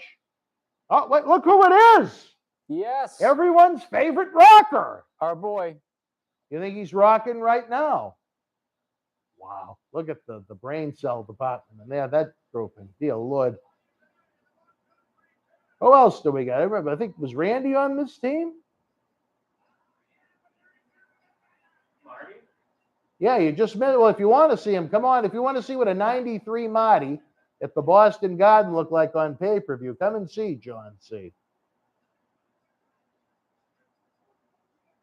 That's not him. Ramon.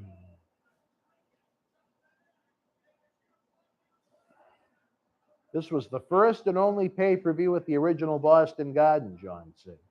If you missed us say it 9 times. I just like to see if there's anyone that I know by sight. Some of the regulars at the Garden.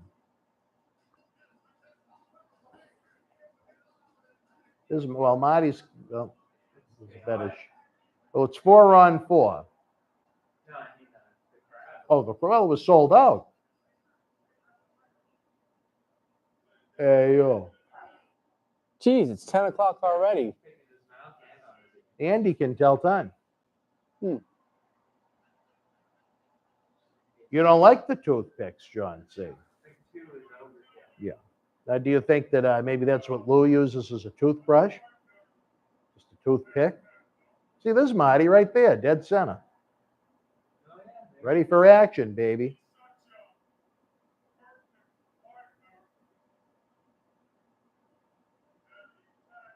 They're jobbing out Mr. Perfect right here for no showing,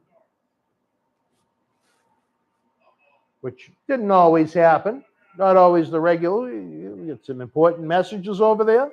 Yeah, why? From who? When you go to shows at the Garden, do you usually try to get like seats, or do you I take the ones that are free. take the ones that are free? Yes. You get free seats? Yeah. You think I pay at this point to go to see this? No. I've He's a seen Quincy. him. He's a hustler. Well, the best story about Quincy is when he went and told the concessionaires at the TV Garden that he knew Al, and he wanted a free hot dog and a Coke. And the people at the concession stands had no idea what he was talking about. And he went back and forth with them about how he was one of the wrestlers. And then eventually some poor sap that just got tired of waiting and wanted to see the show bought Quincy a hot dog and a Coke.